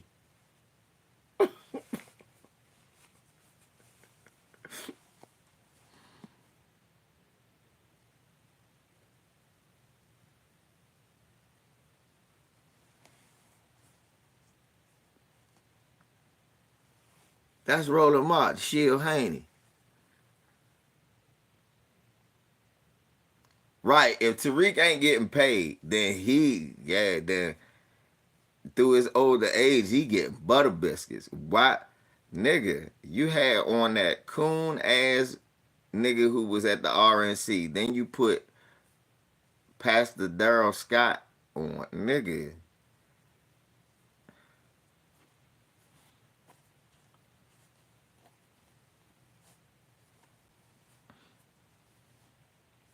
And that Roland Martin shit, I'm sad I even looked into that. What type of shit is that? Roland, what is going on?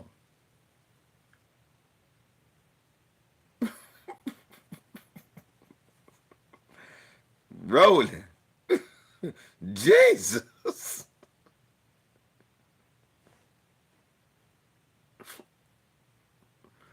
Jesus, Roland. Good God.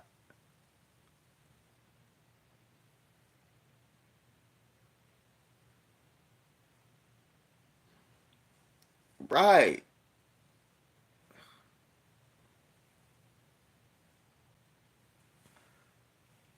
But Roland said he want a manwich meal.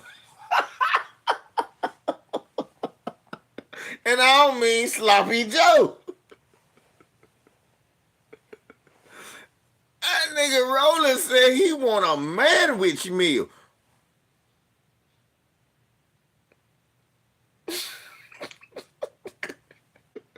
I seen that video.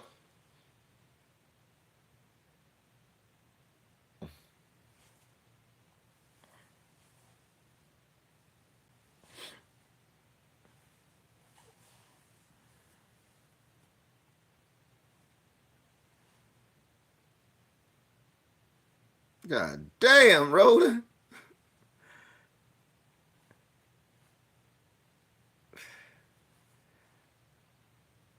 Times ain't never that hard. Pause. I guess Roland like hard time. Pa! Right. Rolling is Shield Mar. That's right.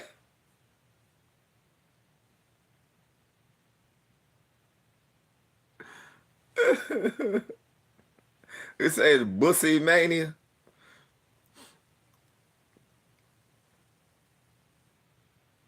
Good Lord, rolling.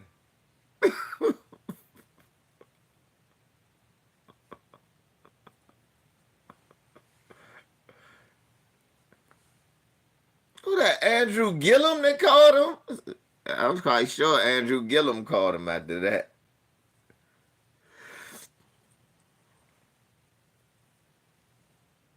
Yeah, the Rainbow Owl. Rolly the Rainbow Owl.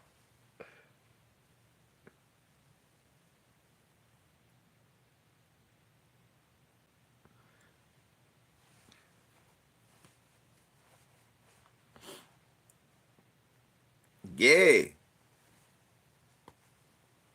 We do know why he got divorced now. Linda's stupid. Right, that's what I'm about to say, Reef. That explain why he always tooting his ass in the air and twerking when he dancing. Jesus, Roland. Rolling my word.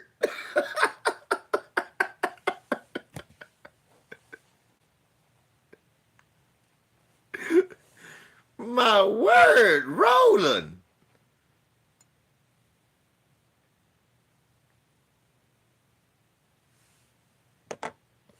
Shit. If I'm Tom Joyner, you not. A lot of shit was going on that Tom Joyner cruise we didn't know about.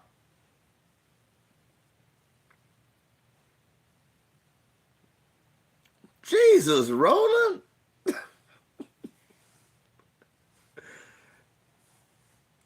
God damn.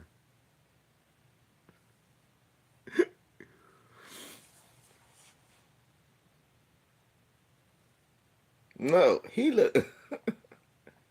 He's Kurt Schilling. Call that nigga Kurt Schilling. The way he should. Ah, damn. Right. Exactly, Mike Lewis. That's just what I'm about to say. You want to go out like a warrior, but not that kind of warrior.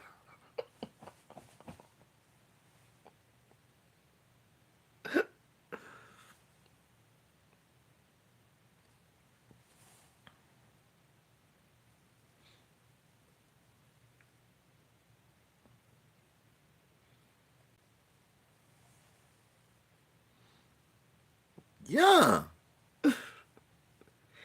Eep, eep, eep, eep, eep. Go to my iPad. No. No, we're not going to your iPad no more. Do not go to this nigga's iPad no matter what you do.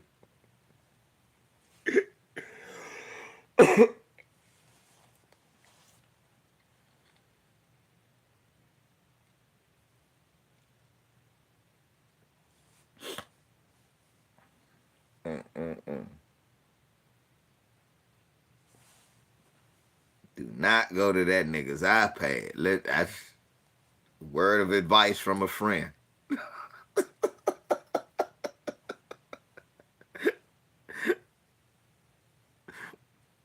Is it?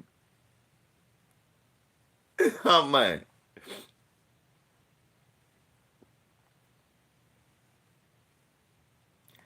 Hey, did y'all see? Hey man, did y'all follow me on? Yo, y'all saw that video already. I showed y'all with a Hispanic. Now that same Hispanic dude talking about Latin people help create hip hop because of the Cold Crush brothers.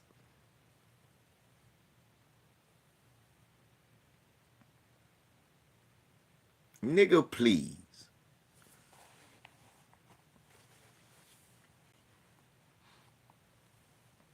Man, that Spanish dude talking about Spanish dudes created hip hop. They was one of the Cold Crush brothers. Nah.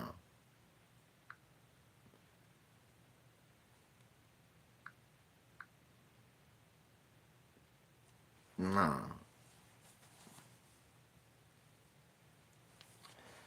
nah, that shit got motherfucking bussy porn in it. Leonard.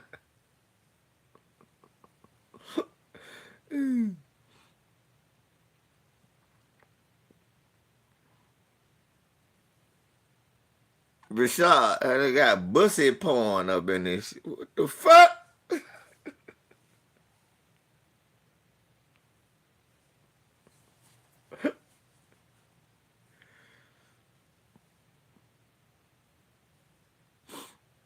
No, that nigga got bussy porn on there. They go to my iPad. No, nah, we won't be going to your iPad. No, I won't be going to your iPad, nigga. I'm afraid of what I might see. Nigga, no. Ugh. Nigga, ugh. Fuck wrong with you?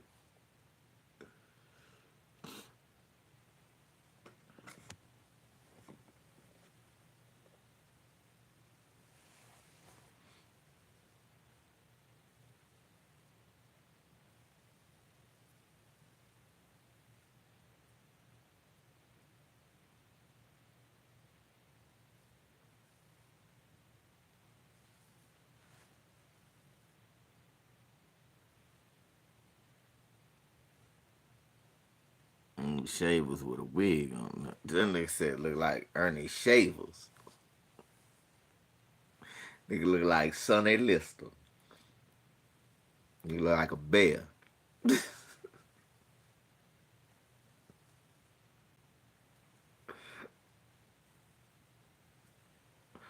Uh,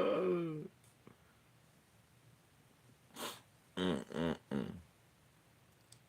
That shit crazy. Now I was looking at this. I don't know how his editor didn't already know it. Right, that's what I was about to say. But that was because DC Precise. That wasn't an edited junk. That was like a live. He was trying to do the Kid Gravity. He was trying to stream.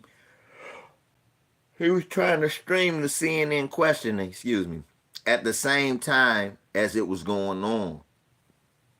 So I don't believe he had an editor. It was up to him.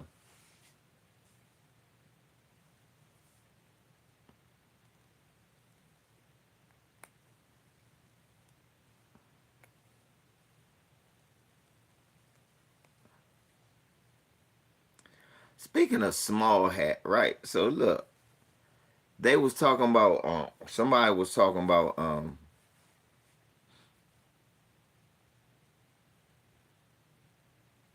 what was somebody talking about uh debt isn't free and it shouldn't be forgiven. Some cracker put that on what you call it. So I wrote, I agree, which is why y'all should be paying reparations.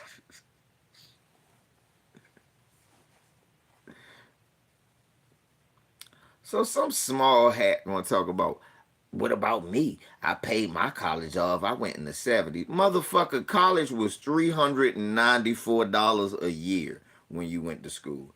A private college was 3,000 a year.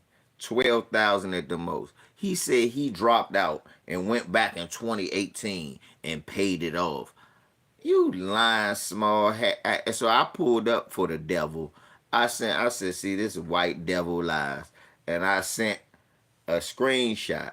I said, do you realize that if you went to college in 1970, tuition was only 390 some dollars and you dropped out then? I said, and then I guess you're going to tell me this whole time you was working as a poor white Jewish man, saving up all your shillings and couldn't go back to school to 2018. I said, even though if you did go back to school 2018, you probably went based on the job you were working, and they probably paid off your college after you paid it off.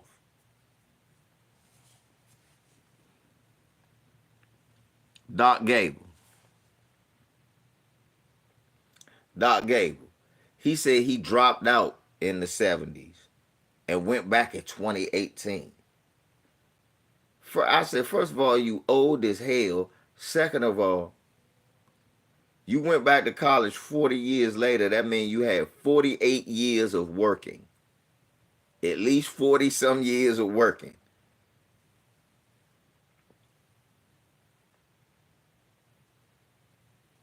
You had at the very least 40 some years. If you went to college in 1978 and dropped out in 1980, you still had 44 years of working before you went back to college in 2018. Well, I mean, 38 years of working. That's almost 40 fucking years of working.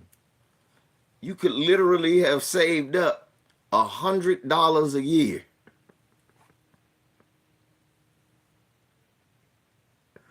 Right, hey Doc Gable, that's what I wrote. You lying like a cheap ass rug. Right, Bert. Come on, tuition was $400, motherfucker. So you work as a white man in corporate America for 40 years, and then I'm supposed to be impressed that you paid your college off. You didn't even pay it off. Like Dark Gable said, half of that shit was grants. The other half was your company paying for you to go back to school. You small hat devil.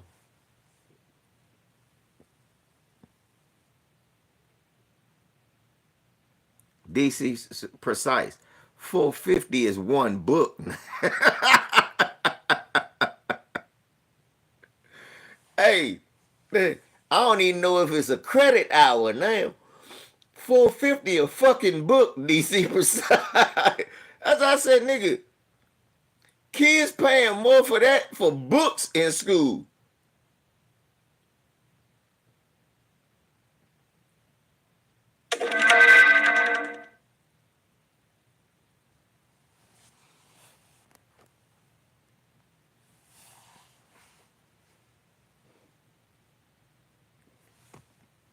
Right, they desperate as hell, right? Small hat liars coming out of nowhere.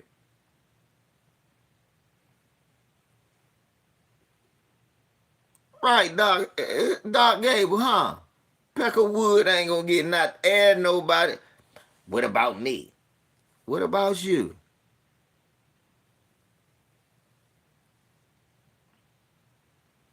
Right, my, what you say, nigga playing PS5 money for one book? Hey, Mike, a nigga paying PS5 money for a literature book.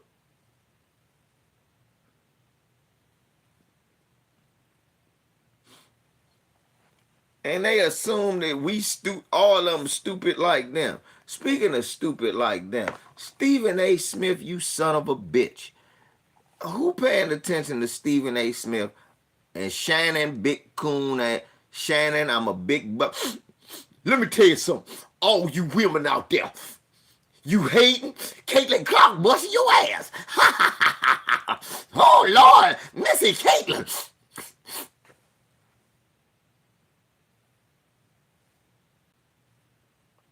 Man, fuck Shannon Sharp, dude.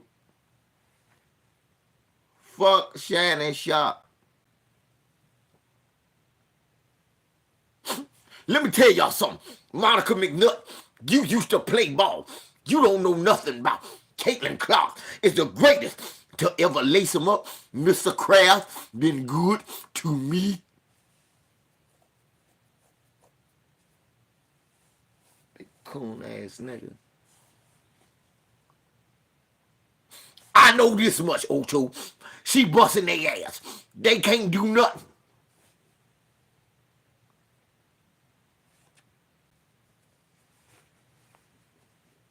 Man, Stephen A. going with him. Let me tell you something. Cheryl Swoops don't know. What? First of all, leave Cheryl Swoops alone. Motherfucker, Cheryl Swoops so motherfucking mean with it. Everybody, male and female in the DMV had a pair of them black swoops.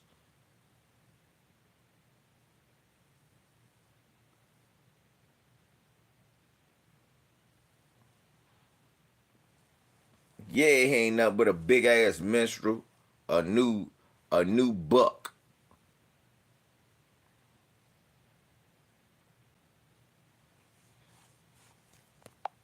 Tamara, stop acting like you don't remember he said that shit, Tamara. The hell you been, nigga? Tamara, stop acting like you don't remember him saying that. Mr. Kraft has been good to me. He always say, Shannon, how's your brother? Skip, it's hard for me to talk about Master Kraft. Master Kraft has been good to me. Big coon ass nigga. I just know this much, Stephen A.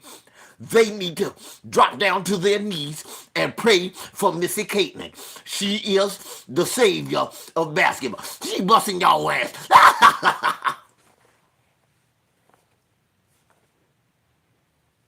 Asia Wilson had 41 and 18 the other day. He ain't had nothing to say nothing about that. Missy Caitlin, greatest basketball player ever. Master Kraft has been good to me.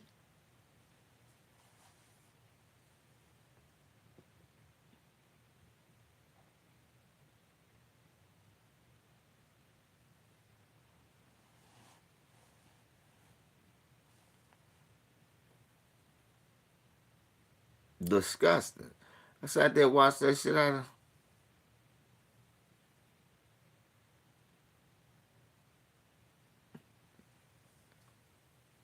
What you mean where I'm making fun of Tamaris? The nigga came on TV talking about that one day. Skip Bayless was calling out Bob Kraft on his position with Kaepernick. Now, I don't know about Master Kraft, because Mr. Kraft has always said, Skip, why you do that to me, Skip?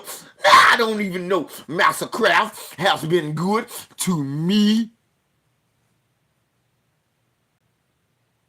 I was like, what type of cool shit is this, Shannon? He always gives me all the leftover pork. Every time I come around, he's dropping spare ribs. Master Kraft has been good to me.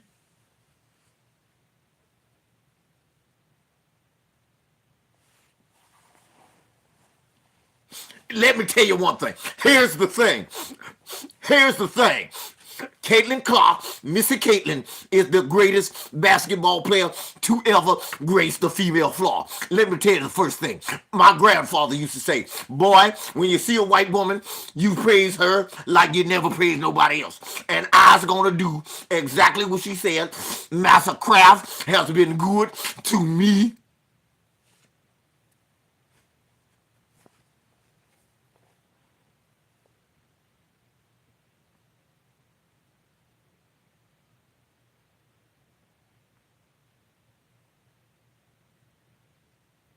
Disgusting.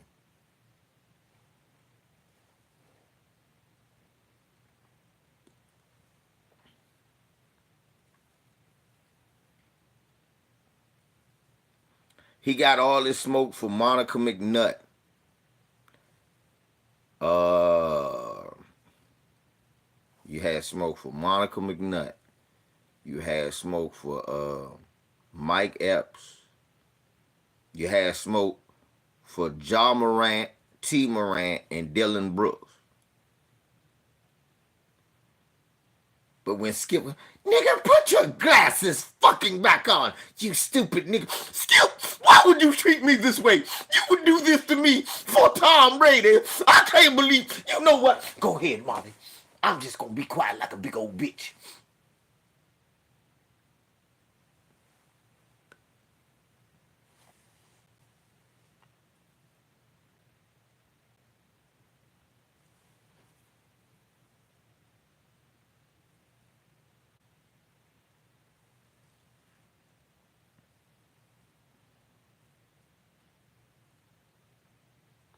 When that white man said, put your fucking glasses on, nigger. Oh, I've never seen anything quite like it. Put your glasses on. Why I slap the black off of you? Excuse, why would you diss me for Tom Brady? Why would you say this? Oh Lord, Mr. Kraft was good to me.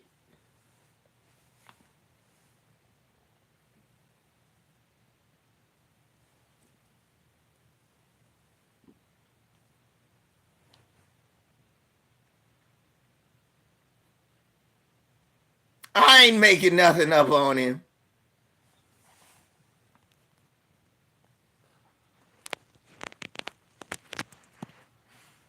I ain't making nothing up on him.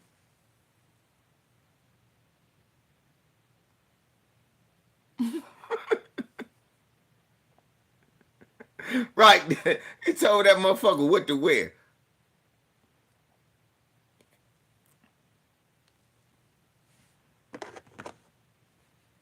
I ain't making it funny. He made it funny. I didn't do shit. I'm mocking him. I, I'm not adding any word. It's just like when I do Ray Lewis. Y'all just be laughing because y'all know it's the truth. Yeah. Let me tell you something. I I love Colin Kaepernick. Let me tell you, Colin Kaepernick's name is in my Bible. No rapper, no rapper. Oh, no rapper. He did that shit. That's not me. I'm just able to I'm able to conjure up, you know, I'm able for y'all. I make it look as ridiculous as it sounded. But I am actually not that funny. It's them.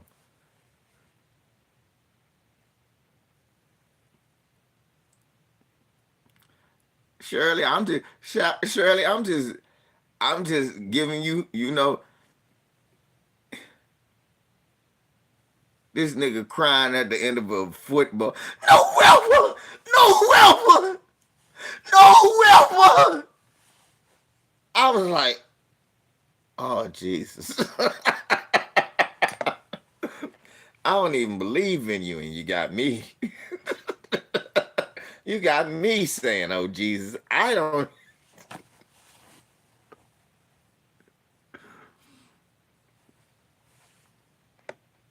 I know, but I know. I'm just messing around. I know.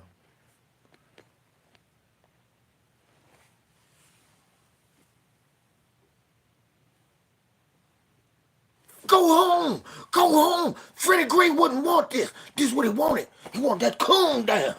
Oh, whoa! Now, Freddie Gray would want you shut the fuck up and sit your big coon ass down. That's what Freddie Gray would want.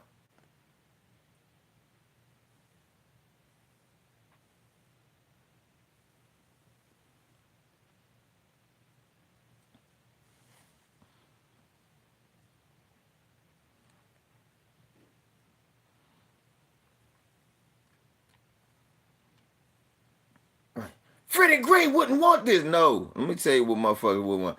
Why did you kill that had that black man killed at the Super Bowl? That's what we wouldn't want. Why'd you kill that black man again? Oh, don't sit your goofy ass down. How you doing? This is Ray Lewis. It's not one bad cop, two bad.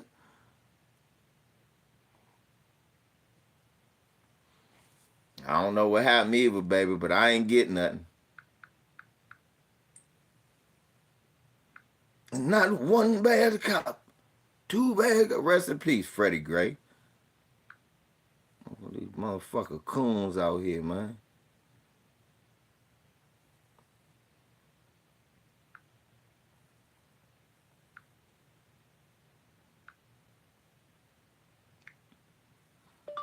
I totally disagree, bro. As a person who's been in the union and is a union member, I'm more con- I'm more concerned about who she's talking to, not not what she sounds like when she's talking. What?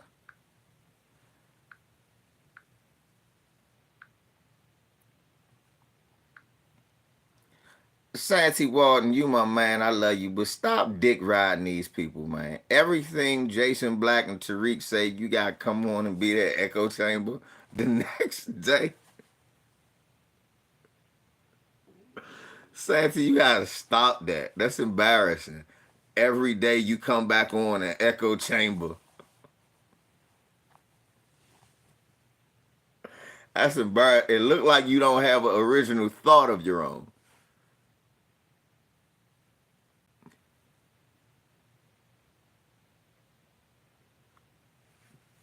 No, it's Sanders. It's Marcus Sanders. But Doc Gable, I don't care. See, again, see, look, you see how fair I am? That's goofy to me, Doc Gable. You know why? I know Muhammad Ali real name. See? I don't care about that. For the most part, Tariq has done some good things. It's just right now I can't roll with call him Shilliam H, the all-time great. I'm Shilliam H, the all-time great.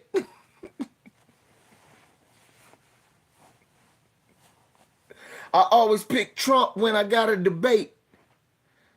That's my problem. Don't be sitting up here telling us not to vote for intangible, indirect, not to vote for indirect tangibles from the Democrats, and then tell us that indirect tangibles from the Republicans is a good thing. I don't want to hear that. You're shilling.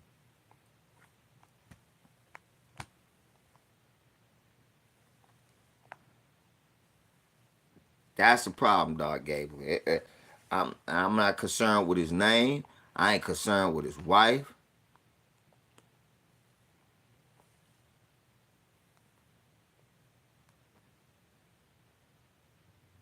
Yeah, I ain't concerned with his wife.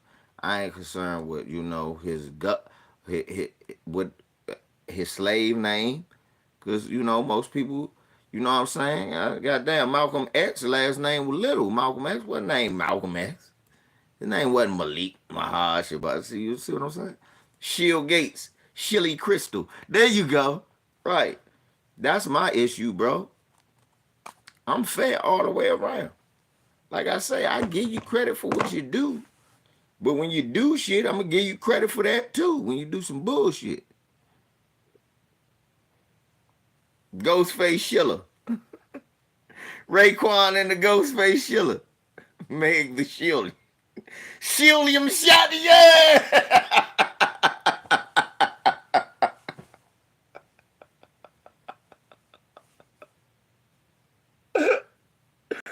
Yeah, Captain Kirk. That man, Shilly Joe. That man said, Shilliam Shatner. Shieldnetta. Yeah, Bert went on that one. He got me with the Shilliam Shatner. You gotta get it to him on that. Bert said that man is there you go. Shilliam Shatner. Captain Kirk.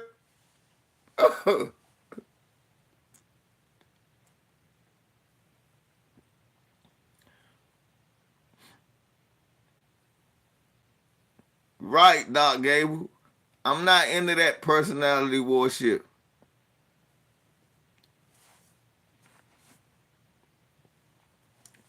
Shit, I'm woke. That's the beginning of the morning.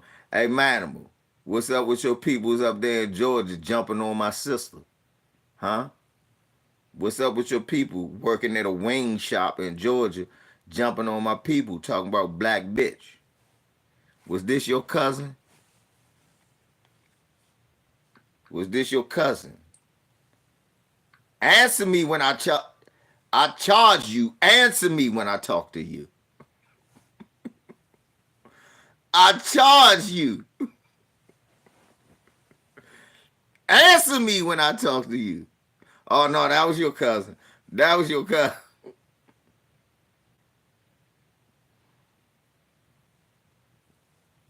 Now all of a sudden he don't know no Koreans, y'all.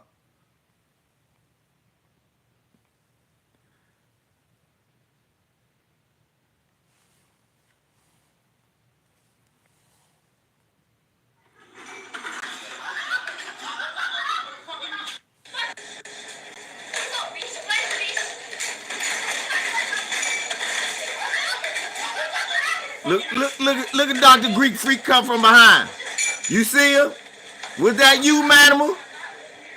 Was that you? Answer me when I talk to you.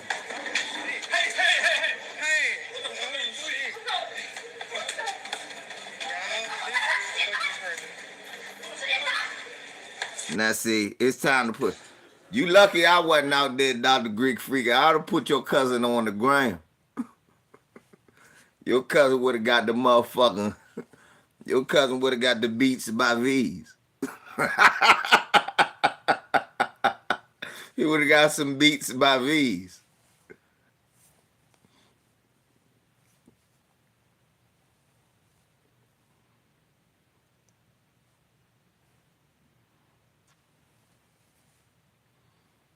Your cousin would have got slept. Now you don't know no Koreans. Okay. So you gonna play dumb on me. I don't know no Korean. Dr. Greek Freak doing this now. I don't know no Korean. Now you don't know no Koreans. All right, nigga. All right, sure.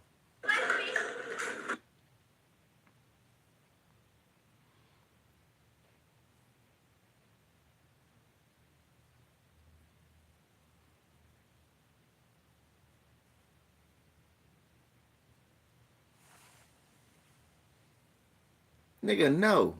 I don't even like Korean people. How the fuck I'ma like they food? No.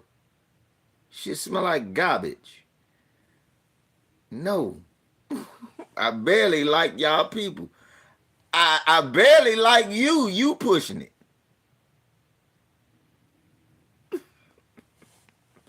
Nigga, no. Like Korean nothing.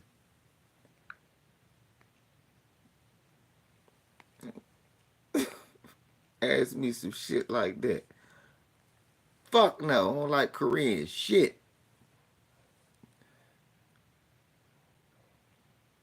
Nigga, you just passing. Be happy I like you. In Korea, they were eating real dog on the countryside.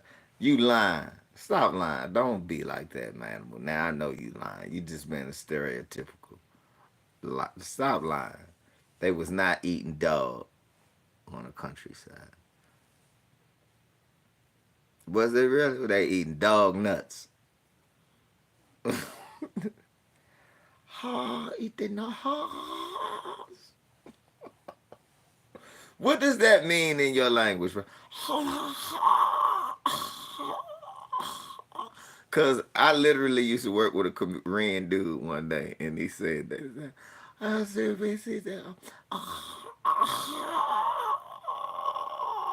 what the fuck?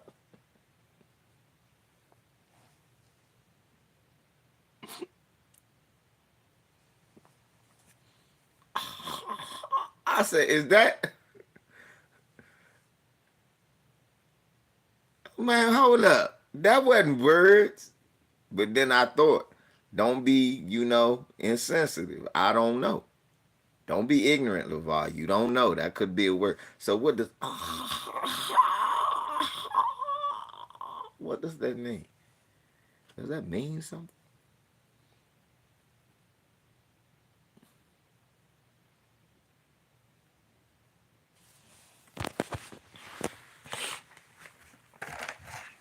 Here I go.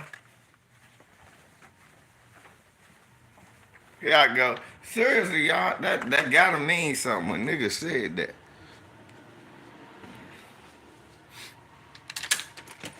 What's up, cuz? What's up, cuz? How you doing, brother? I'm chilling, man. I'm chilling. That's my girl. And she ain't got no just white. She's mixed black, so I got You some only colors. saying it because everyone thinks I'm Hispanic. Yeah, that's what happened. Nah, he don't like me with plain white girls, trust me. And I Wasn't should your have wife? listened. Nah, Yeah? she was white. Yeah, she was. She was down to earth though, but it's just the other girls I was bringing up. He was like, nah, I'm telling you, them bitches. And he told me them bitches. At least you got some complexion, so I'm gonna Yeah. leave you alone. Yeah. Nah, but she 50-50 with me now. I ain't never meet another girl like this. So Yeah, that's good. That's good. Well, how you been, man? I'm good, man. I'm enjoying my birthday. Motherfucker. Fun. Happy Turf Day, man. Happy Thank Earth you. Day. Thank you. Shit, you know, I live across the street. For real? Yeah. Damn. Yeah, they live right over. He live right over there. Yeah. He at work right now. So. Well, I'm gonna try to see everybody. I'm gonna go back to tomorrow. Yeah, he'll Afternoon. be here about 7. It He'll does be work. over to eat there, right over across there. That'll definitely work. You Definitely been work. alright? Man, yeah, man. I You just ain't been doing. getting locked up for driving no more? No, I don't do This that is my shit no cousin more. Randy, y'all. This Huh? nigga get locked up for driving because he just think licenses is optional. Yeah. Trust me, I know. But he like, look, the nigga think license is optional, but he like living out there around in Peckerwoodville. Like they ain't gonna pull Right. his black ass over. They look, nigga, they pull you over because you a tenant person. They What are definitely you do talking that, about? yo. Why'd you stop me, nigga? Because you're a tenant. Get your ass out of the car.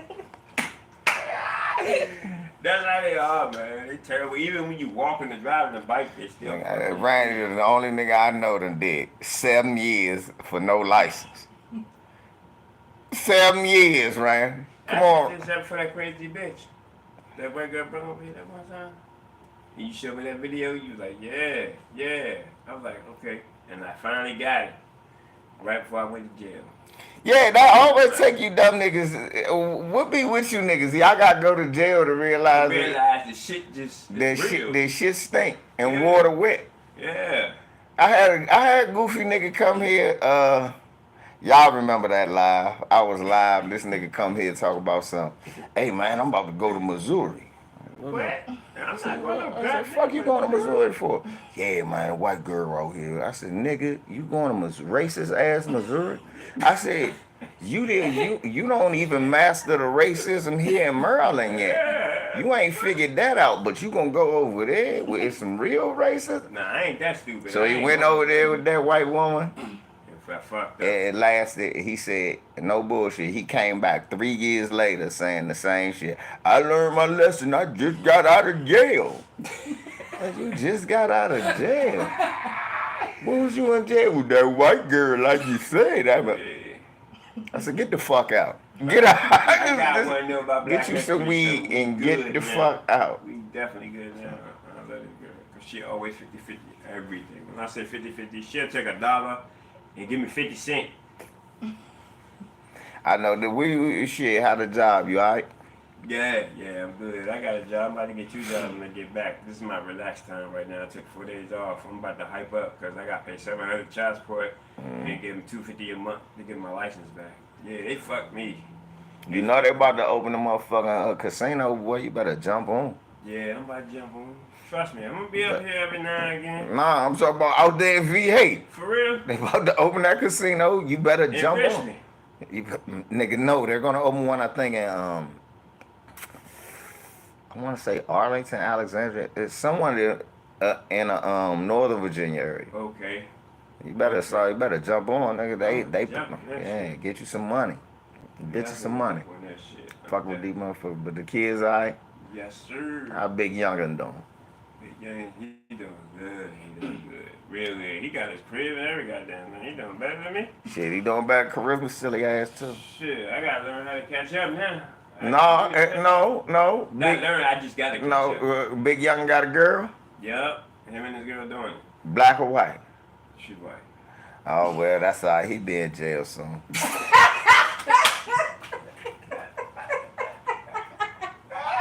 Like father, like son. You ain't teach him a goddamn. Teach him a goddamn Alright, thing. let me get it. I gotta meet this man, this trench man at Yeah. mom's house so I can motherfucker. How mom's doing? She doing good. She doing real good. She doing real good, yo. Good, man. Good, man. Everything going lovely. Y'all gotta come down and see me some more, man. Y'all be acting like I ain't alive no more. Nah, I do. It's Do just, the old fella a different way now. just doing that daggone VA, man. I know, but and like I told you on motherfucking Facebook when you was just bitching, said nigga that's your fault. Most of your family live in Maryland. Your dumb ass ran down there to Virginia to be around them motherfuckers. Yeah, that's alright. Man, I'm really moving up to the job. I was about to say, yeah, you can go up there and get a girl and bring her back. Yeah, She ain't gonna say I love no. it here. Right, I know you do. I love it here. I would already too. made the decision. I said this is where we coming. Yeah, it's a good, right. Well, this nigga love Crossburn, Virginia. Yeah, Fuck, I hate it now. I be talking mad shit. His favorite thing to say, you mentioned Alexa's favorite thing to say, if a nigga hit me, I'd be wrong if I shot him, right? Yeah, but I'm just hearing that you drive crazy too. Mm-hmm. Yeah, I do. I drive crazy. Yeah, and then you ain't got and no. You get mad if somebody shoots you for driving crazy. Yeah, and shoot them back. And then you ain't got no license. Your ass shouldn't even be driving. So that's another thing. You again, this nigga's a glutton for punishment. Yeah, I don't do that shit no more. I'm trying to get them. You got a license? Nah, she's working on hers. Well, what the fuck are you two niggas doing? Y'all 100 years old combined and nobody got a license. You get a license when you 16. Y'all niggas is some bass aquads. I wasn't able to get one when I was 16, so I had a lot of shit. Okay, I got one at 18. I know motherfuckers got them at 30. Shop if you with him, then you touchable. Used to slap his music till I found out he was touching kids. Weird nigga. We definitely got to pay for it. Yeah, she ain't got to pay for nothing. I love y'all. Y'all got to. Y'all better. I love you too, bro. I'll definitely be back to see you because I need to come down more often because there's a lot of people dying and I don't like that. So that's why I say I'm gonna live my life to the fullest. Dude. Yeah, and plus your family getting older. Yeah. I gotta get out there to see Big O and them anyway because I ain't been out since they moved to the new house. They moved? Yeah, they live way out. They live out California, Maryland. Shit. They live out there out by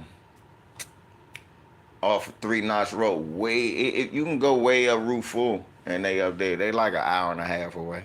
I might have to nice big house. Find out because I ain't got no car. Not damn sure ain't driving. Damn. Yeah, y'all niggas don't need to be driving. I damn sure ain't driving. Both of y'all crazy. These niggas sitting here riding around with IDs. What's wrong with y'all? Pulling out bus passes when you get pulled over and shit. The fuck is wrong with y'all? Alright, boy, y'all be careful.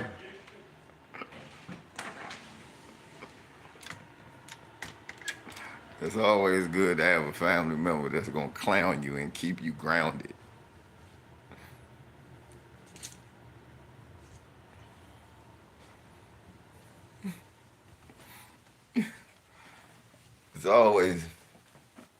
It's always good to have a family member that's gonna keep you grounded. I am said family member.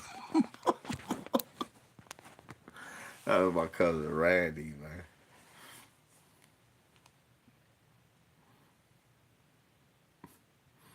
My cousin Randy.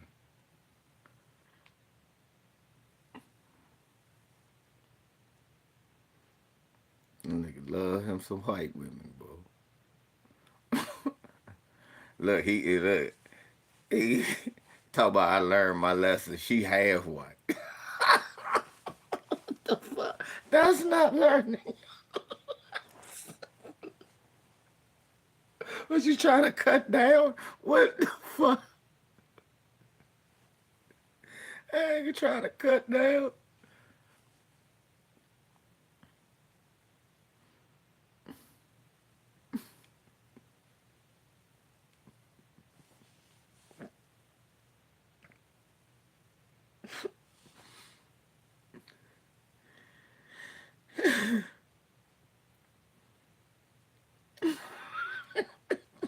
Trey.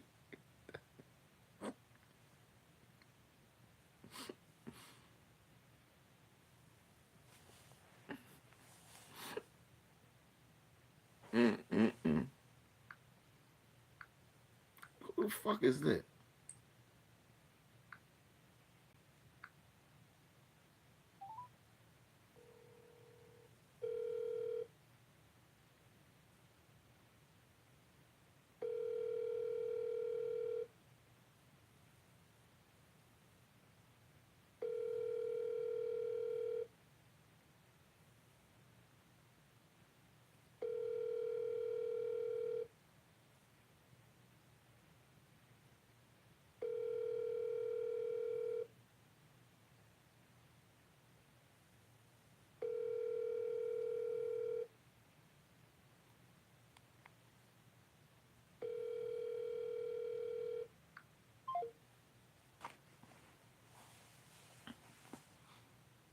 God, it's crazy.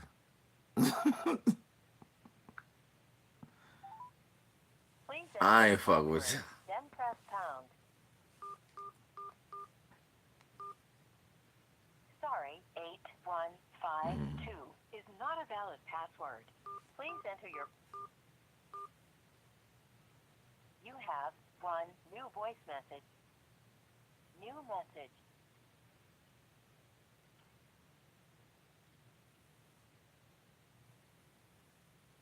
To replay,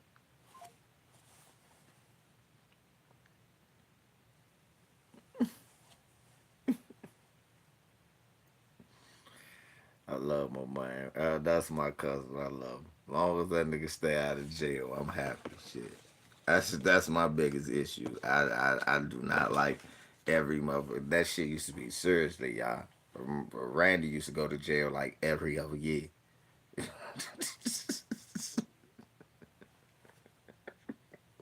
That shit was crazy. Like where Randy at in jail? What?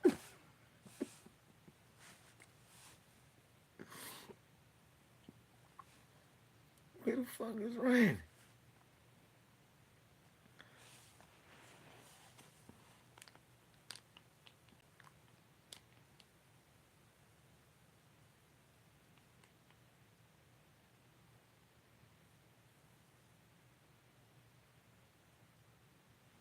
Oh yeah, shouts out to Runaway Slave. Hey, shouts out to the Runaway Slave channel. Assalamu alaikum. Shouts Welcome to out my to channel, Runaway Slave. I would like to give a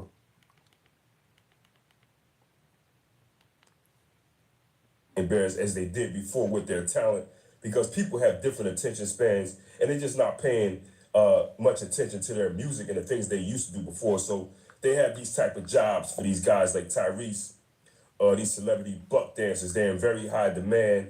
And these white supremacists, they've also evolved to sending these coons out to say things that they don't want to say or they don't have to say anymore. So who better than a celebrity? You know, a black cracker. It's a lot of them, but in this case, it's this buck dancing coward, Tyrese Gibson. He's doing these rounds. Obviously, they must have something planned for him. I don't know if he's trying to stay out of trouble. I don't know if they threaten to bring a video out of him with his hind parts hanging out and doing other nasty things that they do. I don't know. Or they just have some plans for something with this guy, Tyrese Gibson, to where they're going to make a lot of money off of this ignoramus. But whatever it is, they got him doing his rounds. Whitey definitely has him doing his rounds. He was on this. look at this pissy shining right here, I y'all. believe at one point the Gilly and Wallow show, and then he went on Charmaine's Look at this show. shining He's pissy. hitting these Bernstein Bear outlets up. Now I can't watch any of these black cowards or these guys, these bootlegs. Anyway, I only can watch clips. A clip that was sent to me that I'm responding to is a clip of this guy, Tyrese Gibson, when he went on this Shay Shay show, okay? So he went on this big black coward buck Shannon Sharp show. What a better place to go and spit anti-black hate and love for the white man than Shay Shay, a black man who stands for absolutely nothing for his people, just a big teeth-showing entertainer. You know, I don't care about him to see him anymore. If you ain't on the football field shutting up and dribbling, crashing your helmet, I don't want to see you, okay? And another thing about Tyrese, man. Fuck Tyrese. Let me tell you why Tyrese a big ass coon. Every time he say anything about black people, the first thing he say, black and brown. Black. I said, nigga, ain't Tyrese, where Max at? Max, ain't Tyrese from LA, Compton or something? When has it ever been black and brown? Nigga, you know that the Hispanics act just as racist out there in LA as white people. Fuck Tyrese. Now, he's on this show, and he starts talking, and I'm going to just play this clip. It lasts about 6 minutes, and we're going to get back Like to from it. Watts. It's going to be controversial, but I'm going to sing it. Would you agree or disagree that physically on Earth, there's more black people than the overall Jewish community? Yes or no? I'm talking about if you were born and raised Jewish, are there more physical people a part of the Jewish community than the overall black community in numbers? Yeah. Yes or no? I would probably say there's probably more black when you look at the continent of Africa, the whole world. Yeah, I would say yes. Yes. See, they got their shit together. Community, working with each other, doing dinners every Friday, putting the phone down and discussing the chess moves in the play. See, us as black people, we're fragmented. You can't do nothing fragmented. Can't do nothing jealous and Hello? envious. Now, this is not gonna go viral because I got a Yeah, who Jewish this? daughter. So relax. What's up, Uncle Bush? What's going on? Latinos, the Latin community, they don't move as a fragmented race and culture. Yeah, I That's did, why they man. You own my uncle. everything. You been saying That's why they crazy shit buying since up I was a all baby. of the Don't mean I don't love businesses. The Asian community, they don't move as a fragmented you. culture. You my uncle. Like I That's said, you why been saying they wild buying up stuff since everything. I Now, was a white baby. people That don't mean I got don't that love you. same It just mean I don't agree with that and shit. yet, this is what's scary, boys and girls. Yeah. We Well, are the most powerful, influential race, period. Not by yeah, net I'm about to worth, say, cause you taught not them by better than that, politics. and I know you better It's than culture. that. A lot of shit you See how just, many I things understand. That's has your been done son, to us and to you beat the supposed to go shit to out of bat for this? your son. But when he wrong, he wrong. He wrong. That's all good. I I wasn't never worried about that shit. I said Uncle Bush just defending his son. I said, and I understand that to a certain degree. I got a son that do some dumb shit, and sometimes I even have to go. Well, come on. I mean, but then I think I'm like, man. But then when I see him, I'm like, nigga, I ain't raised you do no goofy shit like that. What's wrong with you? All the shit I went through growing up to raise you, and you gonna do some shit like this? All of you do you know one of my biggest stories I love telling about you is one of the greatest stories I tell everybody about my uncle. His last day at work, his last day at Blue Plane. That brother drove around. Hey y'all, this my uncle on the phone. I'm doing it live. Hey y'all, this my uncle on the phone. His last day of work, y'all, when he quit Blue Plains, this is why I love this man. He drove around with a video camera telling all them crackers fuck them to his face. To their face. And then brought the video home and let me watch it. And I said, that's what I'ma do when I retire. Y'all can eat ass. What they gonna do? What they gonna do? You ain't think I remembered that, did you?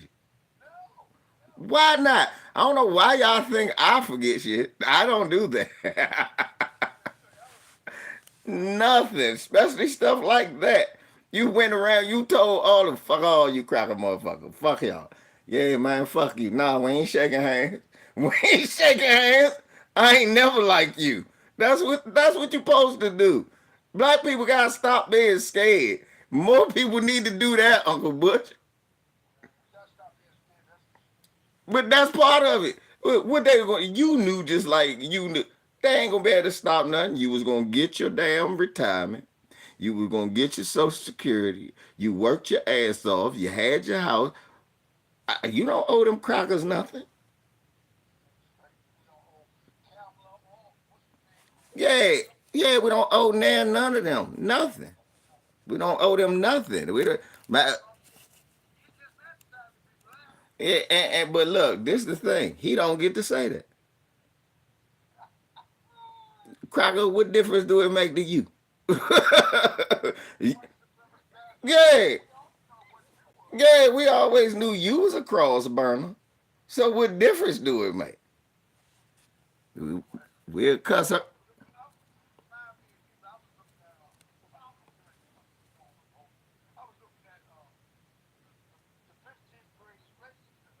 Hmm.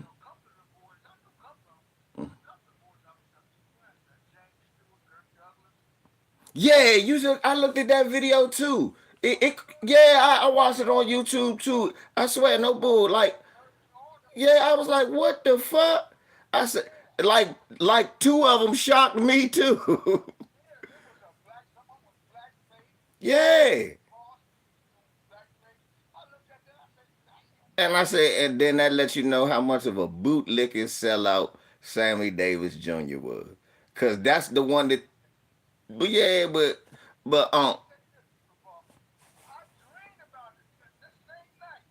That boy from Lucy, he was a sergeant. I said, okay, with a gun to man, move like I told you. I said, damn, this shit is crazy. I'm dreaming about this shit. see, see, Because I used to like that guy, but then I found out that he was racist.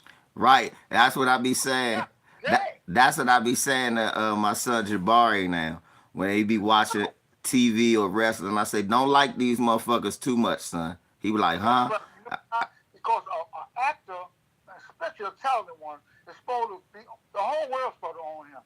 When he decided to be a damn stinking ass racist, judging people by the color of their skin, he shrinks himself in his own legacy. Nobody need to even care about that. That's what I was saying. That's what I was saying. Look, that's how you know he a great actor. He fooled you. He did. He fooled me.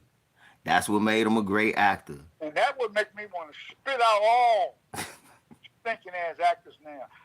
Me and Ann used to always have a fun. Look how long it took him to make it. Films that will never happen again. I don't give a shit about these white motherfuckers. Damn right. That's the Uncle Butch I grew up with. It's just bad, you know. It's the Mighty Mouse theory all over again. Exactly. You know about Mighty Mouse. I done told you about that a couple of times. Yes, you have. So, we always voting for the damn rats. Man. When the cats is the one that's I about to say, I ain't no we. I'm glad you on the phone before you get off, Uncle Butch. Yeah. Who was your only nephew that said, fuck Barack Obama, I'm never going to vote for him? Yeah, you was. And he didn't do anything for it. He didn't know he had the Congress, he had the Senate, and the House. And with that motherfucker, and my father even ended up apologizing to me because he had cussed me out that I wouldn't vote. And he said, I thought that motherfucker was going to do a jobs bill. All he did was let gays get married and give some motherfucking body some health care. But he did do one thing. Two things he did do. First, he took off that thing, everybody in America that's born in America is a citizen, except blacks. So they decided we can't have a president in the United States. And if you go, they know the world know that we ain't let blacks. They had to be voted in every 7 fucking years. But nobody else has to be voted in every year, every 7 years. When a Mexican comes here and he's born in here, even though he's an illegal immigrant, if his son born here, he's an automatic citizen. Yeah, well, no, but that's because of us, Uncle Bush. That's because of us. We did that with the Civil War. We made it so that, because remember, that's what made us Black American citizens. Once we won the Civil War, that was one of the amendments they had to make. Unfortunately, we was being too nice during the civil rights time. We extended it to other people. Now motherfuckers can break into the country, have a baby, and be a citizen. But, that Civil War thing was not, well, there's nothing we can do about it. Nope. You know why? Because these whites are so sneaky and smart. What they did, they gave 40 acres. They didn't get a mule, but they gave 40 acres. The army sometimes donated the mule. And so they let these blacks farm the land and build it up. And then when Andrew Johnson got back in there. Yeah, that cracker took everything back and rescinded. Took everything back and gave it to the people already built up. Yeah. Farmed and irrigated and everything. Everything, and yeah. Stole it from the black. So these people are very fairly. You gotta watch them. Yeah, you gotta watch them. That's why they the devil. But yeah, Uncle Bush, let me go and finish this live, man. I love you, man. I'm glad you called me. I just had to call you to let you know, man. Ain't no thing. Love you, I might visit you soon too. Just hit me. Just like I said, I get off at 5. So if you don't come on a Tuesday or Wednesday, just call me so I can have everything ready for you the day before. Gotcha. All right, All right. Talk to you. Bet. Bye.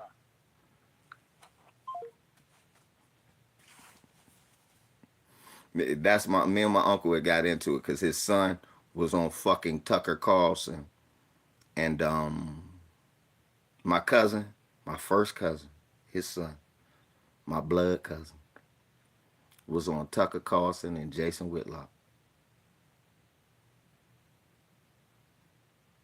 Uncle Bush looked like Mike Tomlin. My Uncle Bush looked like Mike Tomlin. Every time I see Mike Tomlin, I go, Uncle Butch.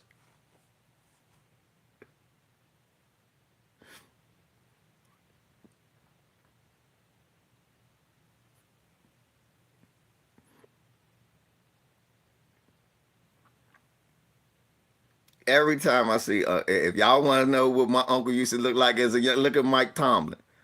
He in his 70s now. He don't look that much different. He just a little bit grayer. He don't look that much different, y'all.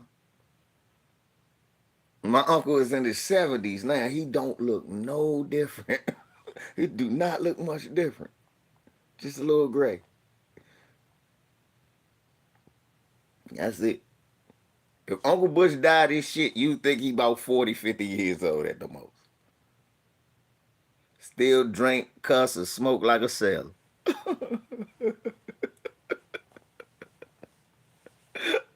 Hey, motherfucker, still drink and cuss like a drink, smoke, and cuss like a sailor.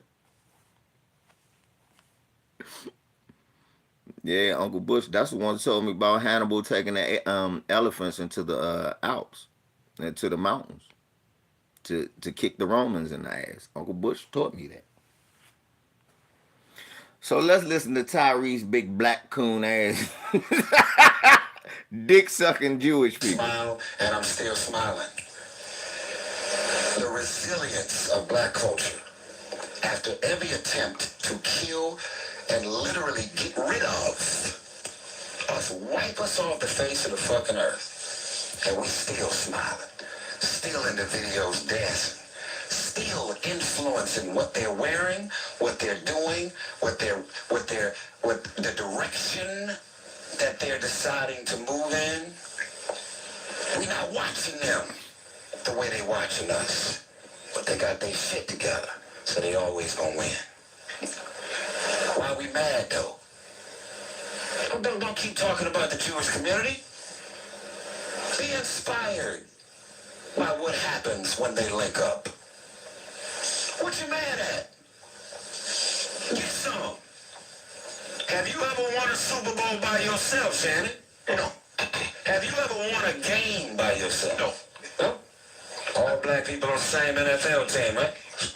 Right? Sometimes I feel like I'm playing by myself. Yeah, I understand. I was just kidding. But it was still about 17 of y'all on that line. I don't even know you was the It takes a team.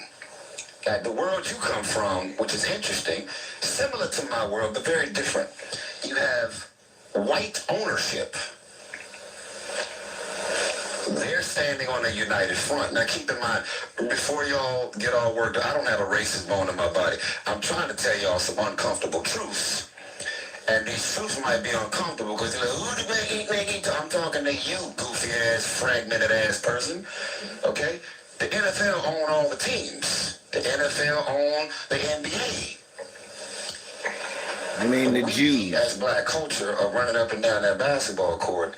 And once we get our shit together, we win championships. We get the ring. No, dickhead. That is by design, dickhead. The question should be, why is it that such a small minority of white people allowed to have ownership over the NFL, the NBA, and industries like that? Why is it that they are allowed to oversee things like that and then use black talent to enrich themselves? The question should be, why are they allowed, and it is universally accepted all across the globe that is the case. You won't just look in America and see that happening. If you go overseas, that's happening. I don't like Hitler. Hitler was a racist piece of shit. But World War II was literally started because he was looking at what he was going through and asked that same question. The problem was his solution. The problem was his solution. It's okay to ask that question. It's not okay to come to that solution. Just so we're clear on that. It is totally fine. Hitler was totally within his rights as a German to ask himself, hey, man, why is this group of people being allowed to control certain entities that are established? Well, right, Max, that's all it was. Shit. He should he should have been allowed to ask that question. He was. It's just the motherfucking solution. I know what to do. No. Look, it was mighty white of him. What the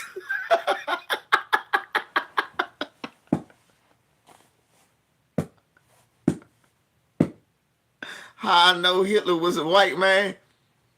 He asked a very legitimate question and came up with a barbaric solution.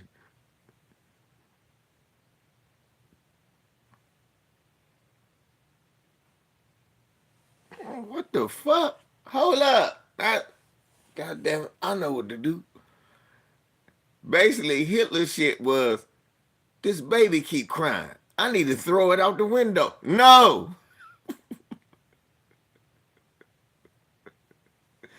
Tired of this damn baby keep crying. I'm gonna throw this motherfucker out the window. No, that's not. That was Hitler. That was the problem. If we're doing an analogy, okay, I am not condoning what Hitler did. YouTube, don't try that bullshit. He was a piece of shit, a dirt bag, racist cocksucker. They don't even talk about the black people he killed. Fuck him. What I'm saying to you is this.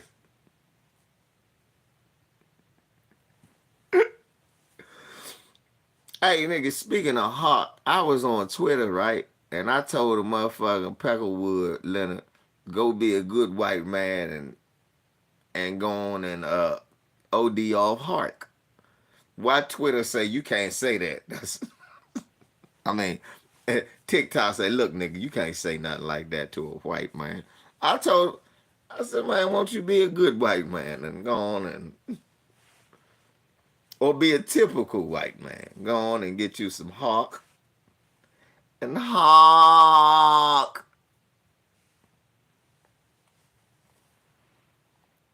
That nigga off that Hawk.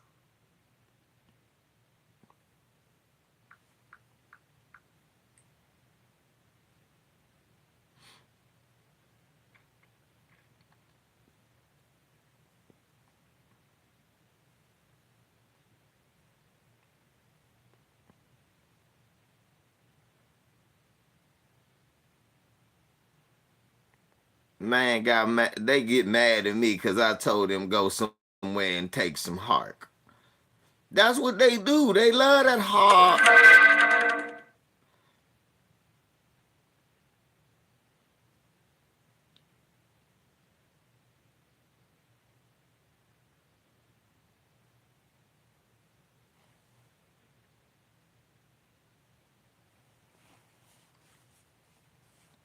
Now all of a sudden I'm a bad guy.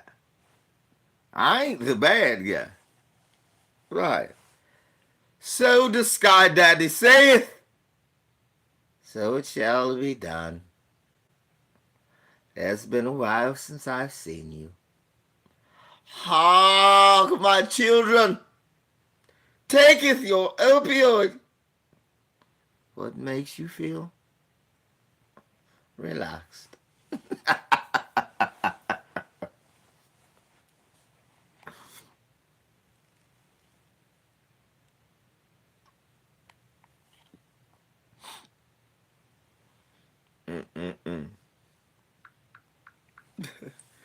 Hey. Hey, this is what you do, Leonard. I taught you. I taught you better than that, Leonard. You supposed to say, "Hey, man, won't you go somewhere and relax with your best friend, Fenton Hall?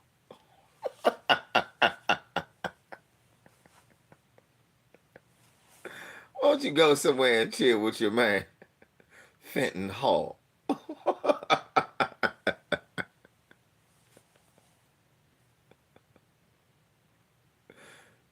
Vic Oden.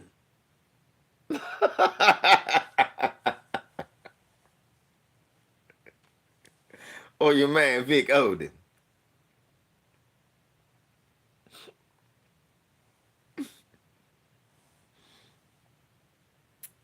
Won't you go to chill out with Andy Griffith and go on and chill with your man, Opie Oy?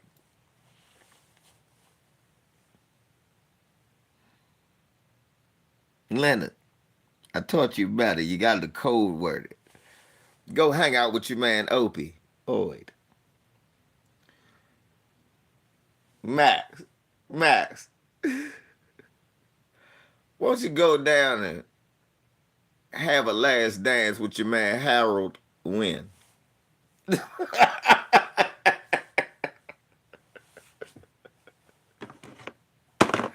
Won't you go and chill with your man, Harold Wynn?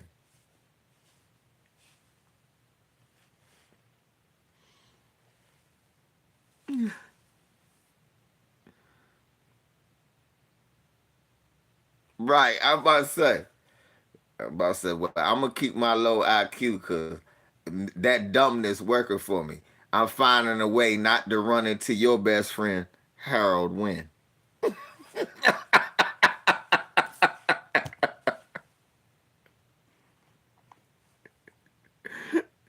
Yeah, his man Opie Oid. Got a weird last name, Mr. Oid. Opie Oid.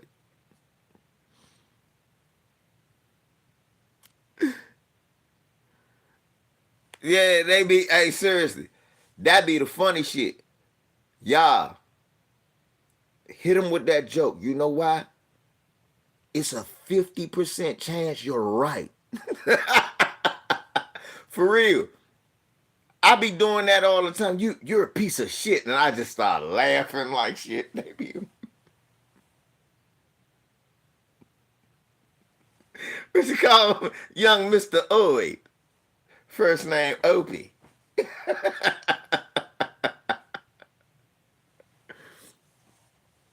Hey, I be doing that shit to them, y'all. They be mad as fuck. Hey, Leonard, yes, they be mad. You fucking bastard. You black bastard. This how I know I be hitting a nerve. Every time I do it, I get reported.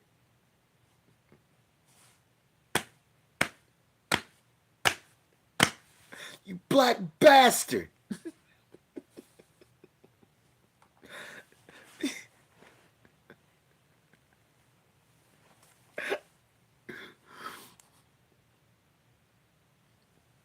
Yes, y'all, they seriously get mad.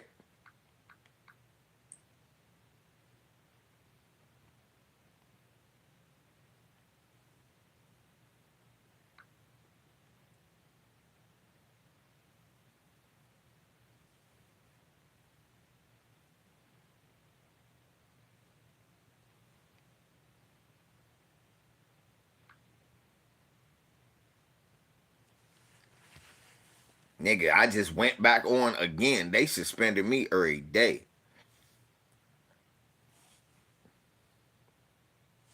They suspended me every day, Leonard.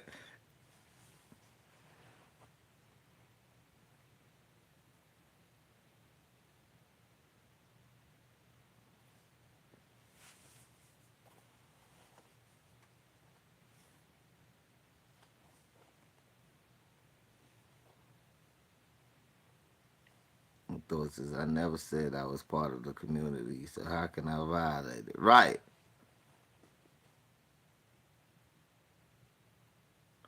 right. Nah, I feel him though. Bert saying, how is he violating community guidelines? I ain't part of y'all community. So I'm not subject to your guidelines. I feel you, Bert. I'm not part of your community. So how am I subject to your guidelines? If Leonard and Bert said I violated, that's community guidelines. If Max said what I said was out of bounds, then I violated community guidelines. If Dre said, oh, that was too far, I violated community guidelines.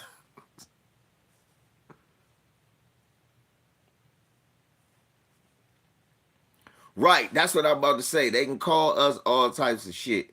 We say anything. You violated, nigger. If you say anything else, I'll take your nigger privileges. You'll never be able to nigger again in the chat room. YouTube cyberbullying, nigger. Nigger, don't you ever the nerve of thinking you could talk back to a white man. Who the hell do you think you are?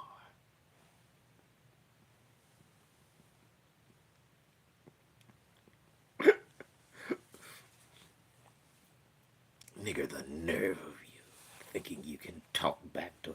That's right, they called your little nappy-headed ass a monkey. That's not against the guidelines. Snow Roach, we know who you're talking about. You don't mean Brian Donalds. Yeah, I know you're not talking about Byron Donalds.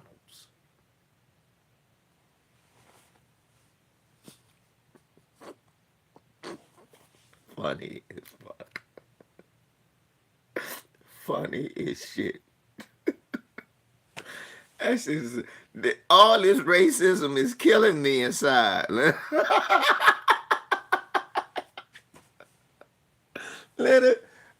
All this racism is killing me inside, man. Whew, Lord. What? Come on, Dre. You can't say that shit on Twitter. You can't. Elon talk about all the motherfucker free speech. Call him a cracker. Put his face, ingrain his face into a cracker.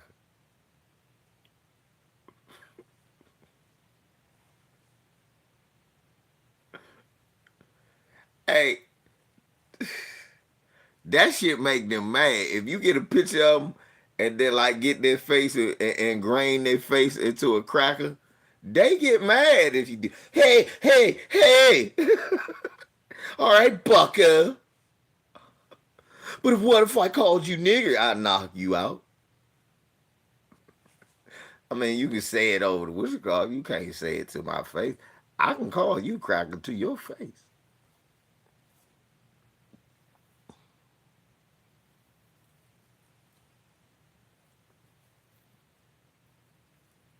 That's the difference.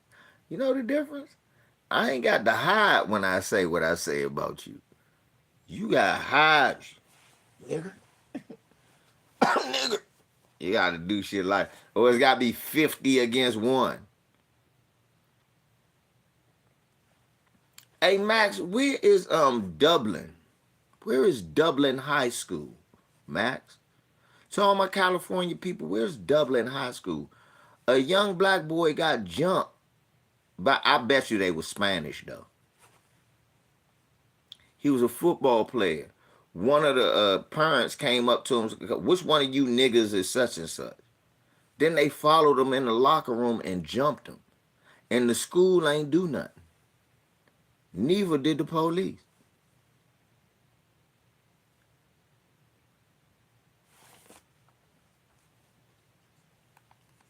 Let me play that real quick. Play that real quick before we get. We already 3 hours in. I gotta get Barry in a little bit, but I still want y'all to hear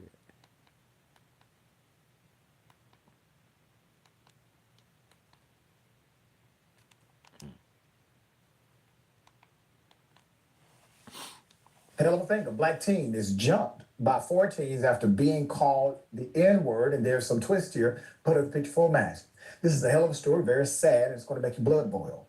A California mother is urging a school district urging a school district to take more action after her 14-year-old son was kicked, was attacked in his school's locker room by a parent and 4 people wearing masks and hoodies. Do you understand what's happening here?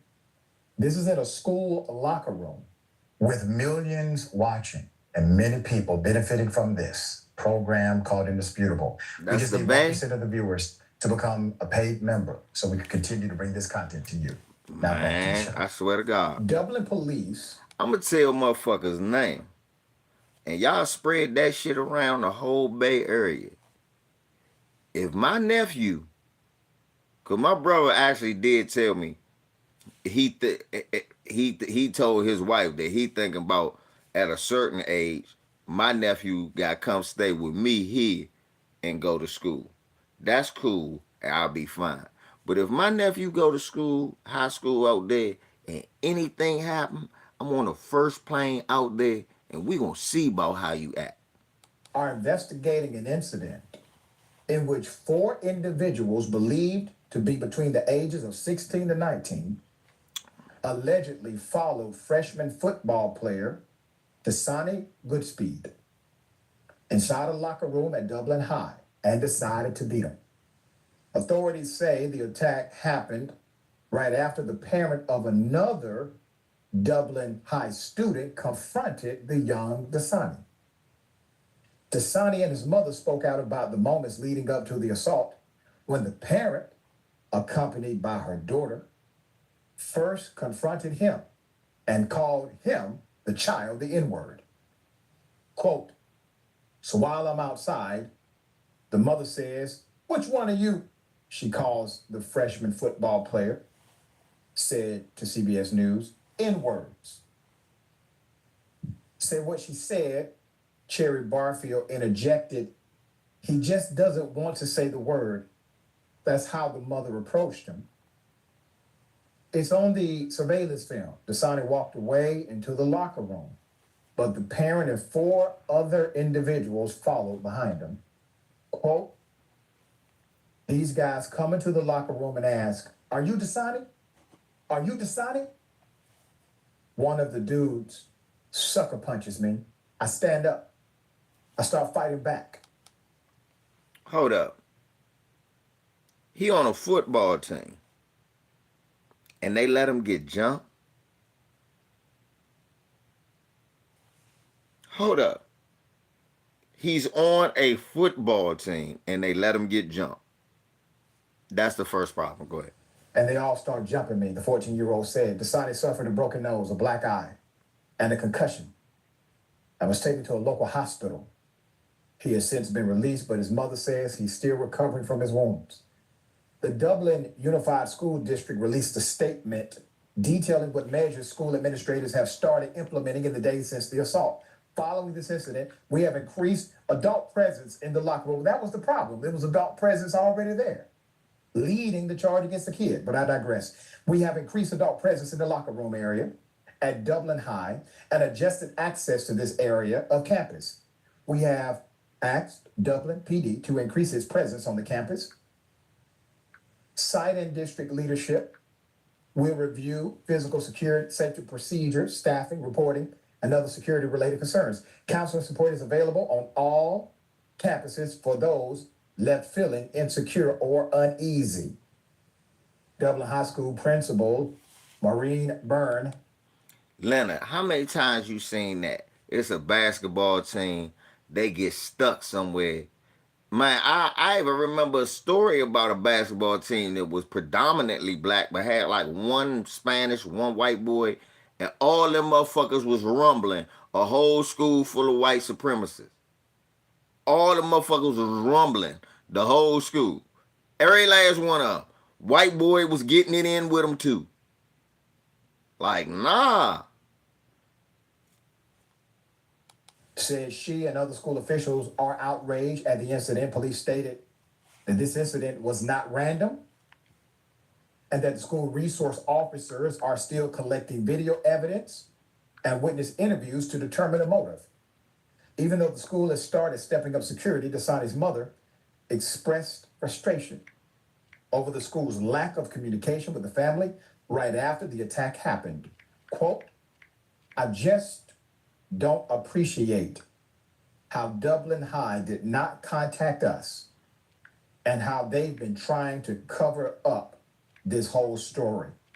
I feel like somebody dropped the ball.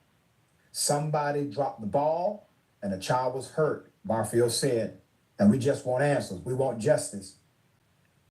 To the mother, I believe your suspicions are correct. I do believe there was an attempt. Here go the for the school principal right here district with to her handle racist this, ass. let's just say quietly. Let me tell you why. I do hope you're in touch with an attorney because there's something called premises liability.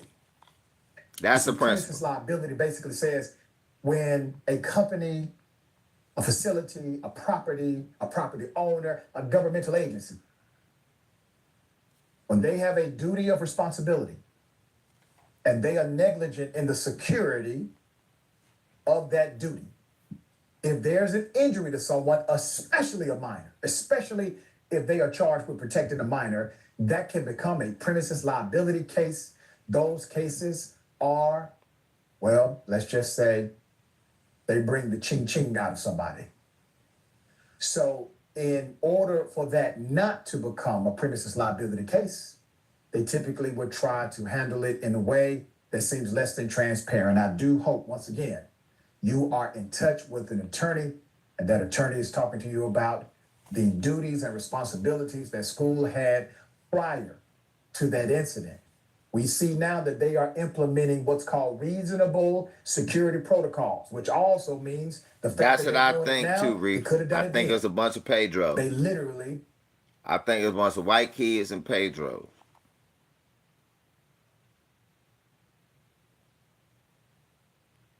Y'all letting kids get beat up?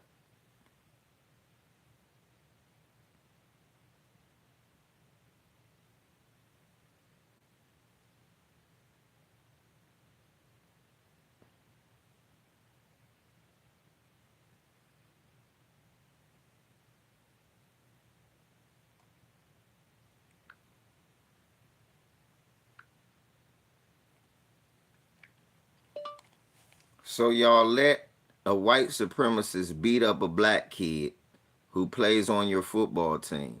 Not only is it disturbing that y'all didn't do a damn thing, but then you have the nerve to use his black talent for your football team, and they didn't even stick up for it.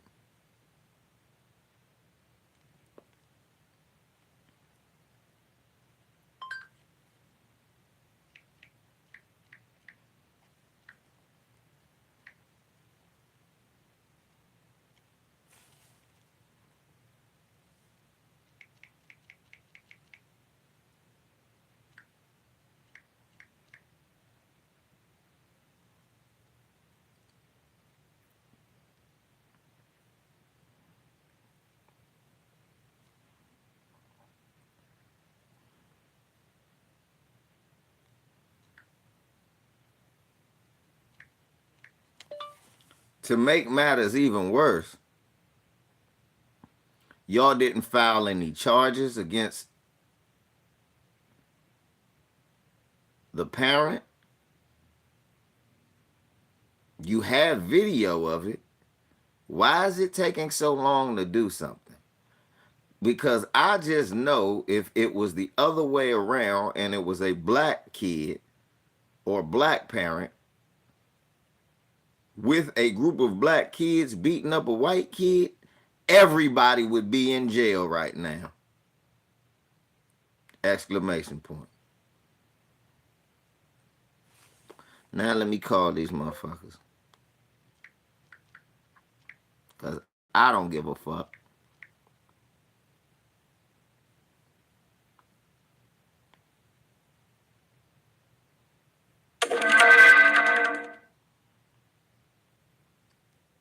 Yeah, I don't give a fuck. Let's call them. I don't give a fuck. You have reached the Dublin Unified Office. Our office hours are from 8 a.m. to 4:30 p.m. Monday through Friday. We are closed for lunch from 12 to 12:30. If you know your party's extension, please dial it now. For additional information regarding our school district and current job opportunities, please visit our website at www.dublin.org. To reach your party by spelling their name, press 1. For a departmental listing, press 2. For a listing of schools, press 3. For directions to the Dublin Unified School District office, press 5. For information regarding School of Residence, please press 6. To reach the front desk under normal business hours, please press 7. To repeat this message, press 9.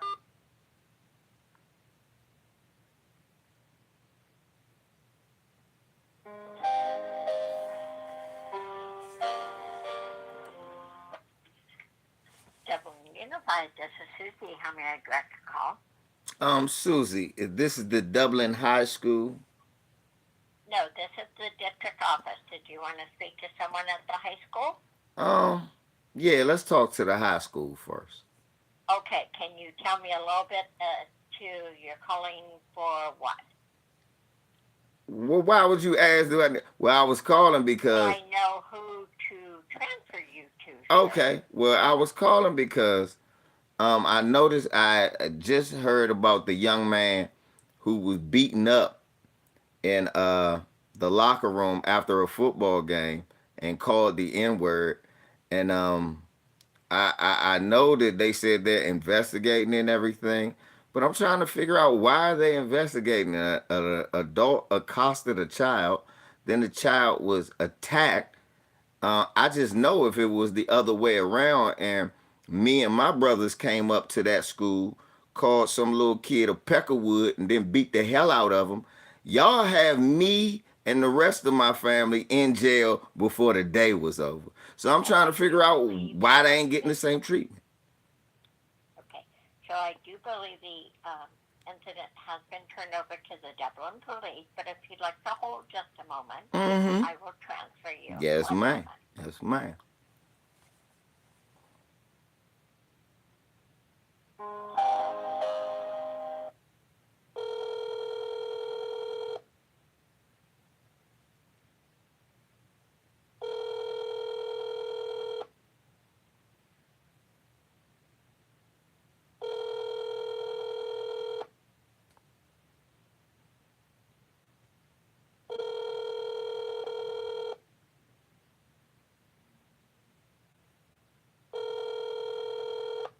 Hi, this is Kevin Cushing, Assistant Principal at Dublin High School. I'm not available right now. Please leave your name and contact information, and I will get back to you as soon as I can. Thanks so much. Bye-bye. Hey, Kevin. I was trying to figure out in the case of Dasani Goodspeed, why it's okay for a parent to accost the child, have the child beaten in your school premises. None of the look, he was a football player and none of the team helped him out. And you guys got to investigate. Now, if I come up there today, slap the shit out of a kid and call him the descendants of white devils, and then stomp a mud hole in his ass, I'm quite sure you good racist, you good white folk would call the police and have me arrested, and anybody affiliated with me arrested. Any book that I read, you would have locked him up. So I'm trying to figure out why they ain't getting the same treatment. If you can give me a call back at this 202 number, I'd greatly appreciate it. I also sent you an email. You can send me an email back, Kevin. Have a good one, Burning Crosses. Good night.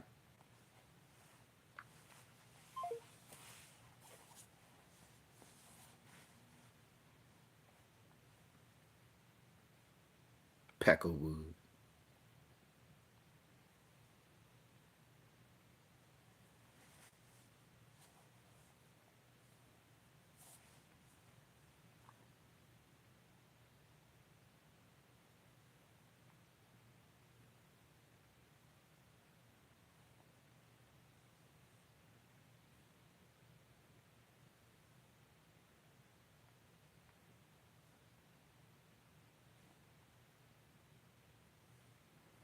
Yeah, I need. Go on, send me a Go on, send me an email back.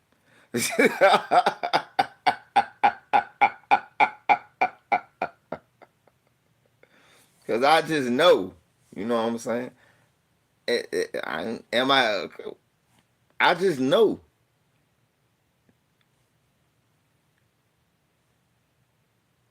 Who don't know that that would happen?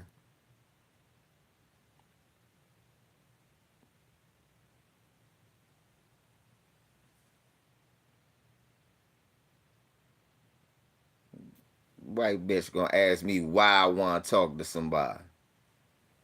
I don't like that. Cause I don't think they do that to white people. Why do you want to, motherfucker? Fuck you mean why? Fuck you ask me if I want to talk to the high school.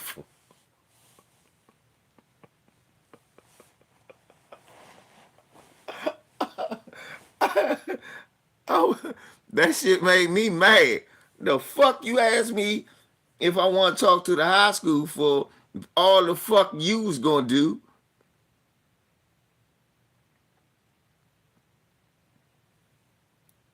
It's 10 o'clock. That motherfucker ain't. Let me see if I can leave a message for Principal Burn racist ass. Cross burning bitch.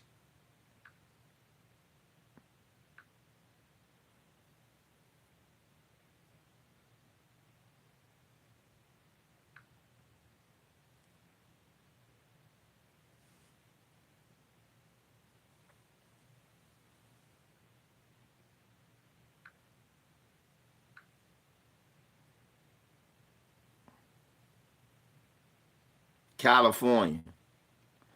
Phone phone number 925-833-3300. Listen, let's try that.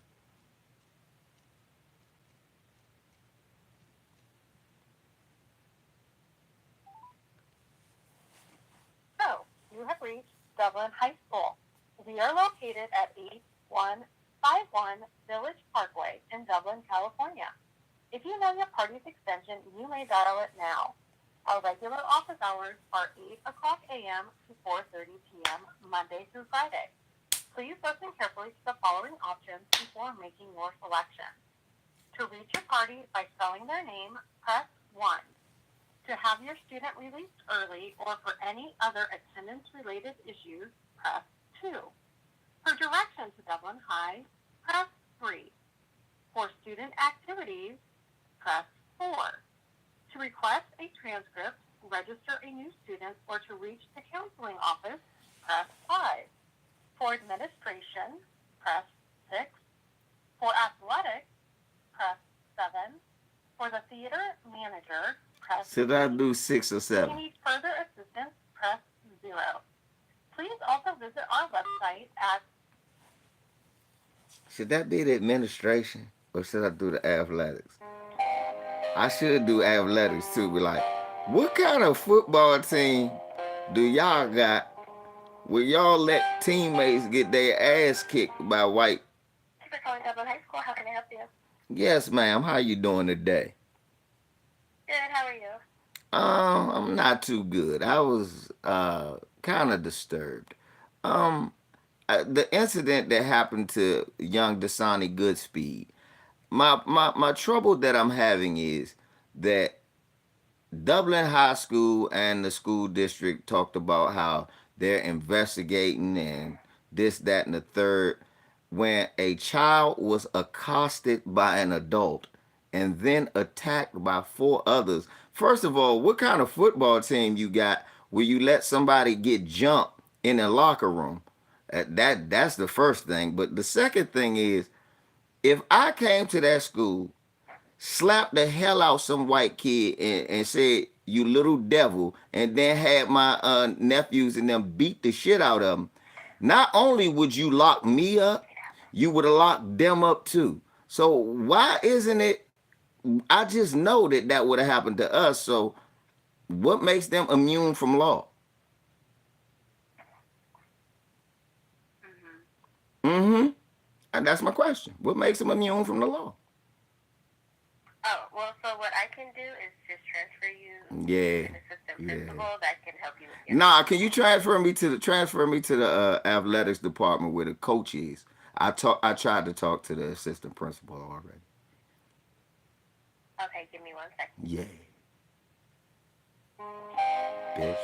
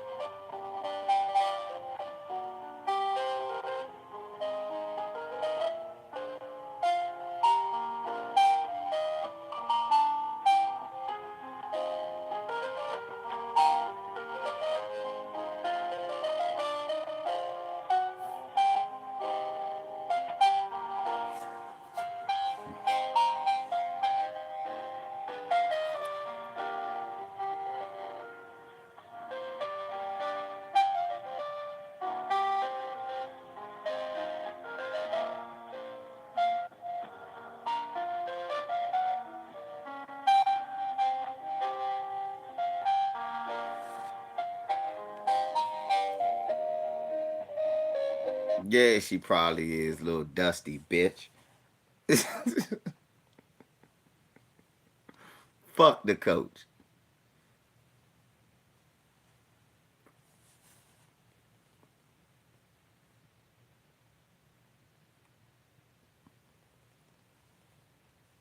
Right.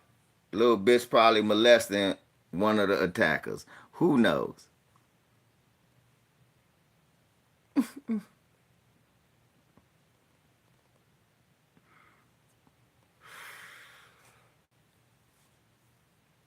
I'm gonna let y'all know this. I'm gonna let you know this.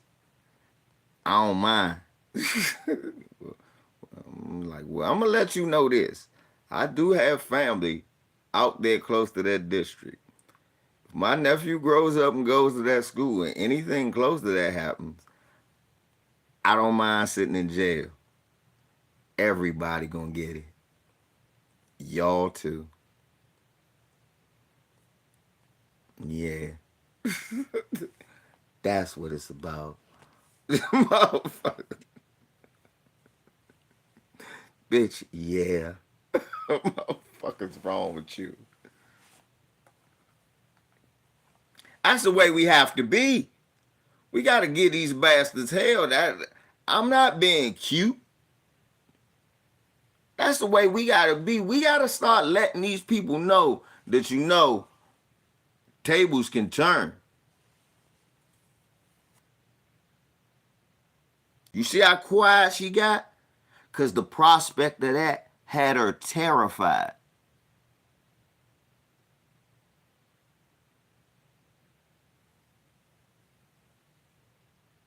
Right, Lamiko. Thank you, Lamiko. Because I was looking up a joint yesterday about Natchez, Mississippi after Medgar Evers died and how the Deacons of Defense was there and all of that. And them white folks didn't even know it was 5 Deacons of Defense. They was terrified. And they were like, so they would try to ride through the scam. The Klan is watching you. And niggas was like, the Deacons watching you. He said them people was scared. Next thing you know, like bitches, they trying to blow people up. Put bombs in your car. Only person do that is a bitch.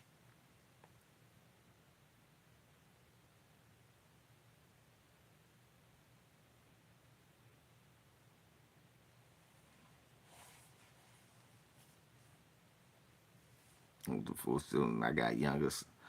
Right, man. I'm telling you, we get this the way we have to be. I do this not to be cute. I do this to show y'all, like Lamiko said, that when you approach these motherfuckers with confidence and you bring the fire to them and let them know, yeah, you know that smoke can come the other way. They are terrified at that prospect. I bet you that bitch called Dublin police. Fuck them. They can call me and they can eat a dick too. Y'all know I ain't scared of none of that shit. I'm like, man, if you don't eat a dick, sir, eat a dick. I did that to the other school district. I did that to the police district out there. Sir, Eat a dick. Nah, you heard what I said, sir. Eat a dick. That motherfucker hung up on me. I told him, nah, eat a dick. He hung up on. Say, yeah, you would run away, pussy.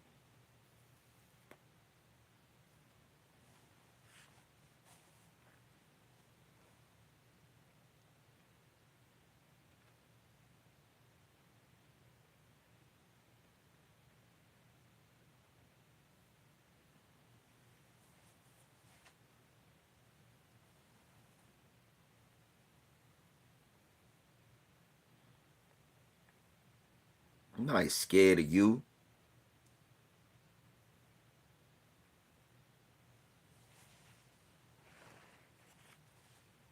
Oh, I heard her whisper. She was like, oh my God. He said, we got another. He's angry. He's a black one. He's black as hell. He's black as I think it's Mike Tyson on the phone. Oh my God. It's Mike Tyson on the phone. I think Farrakhan is going. Oh my God.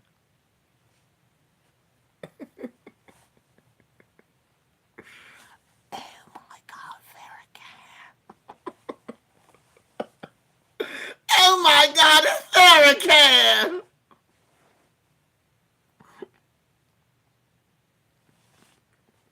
Oh my God, Farrakhan. He's on the phone. Jesus Lord, oh my God. It's Farrakhan. Yes, sir. Mm-hmm. I said, I ain't a motherfucking mm-hmm. Mm-hmm. Bitch, what? Nah, I don't want to talk to him. I already left a message with him. That fucked her up too. Nah, I don't want to talk to him. I left him a message.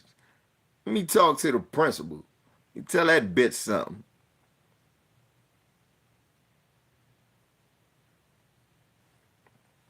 You fucking group of cross burners.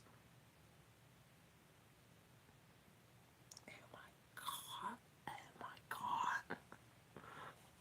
It's a big black nigger with a big cock. Oh my God. That's what people always say.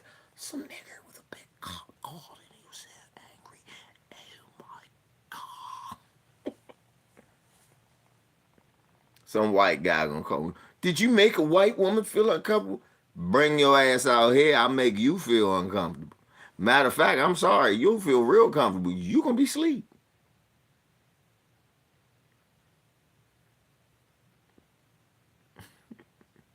You can't feel no more comfort.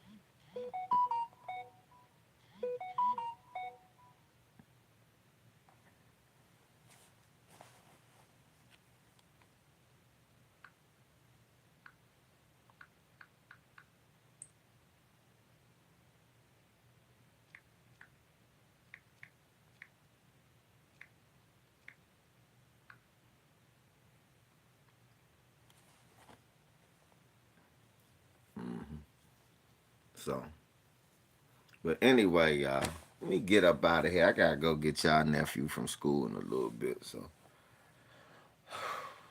let me get shit ready. Oh my God, MC Hammer's on the phone and he said we can't touch him. Can't touch him. Anyway, y'all, man, love y'all, man. Let me get up off of here. Let me go get my motherfucker son, man. Oh my God, he's black. Takes our seriousness serious. They will continuously kept. Yep, exactly. So we gotta show that we serious, and if they don't think we serious, we gotta show them just how serious. LVZ, man. Much love. Be safe.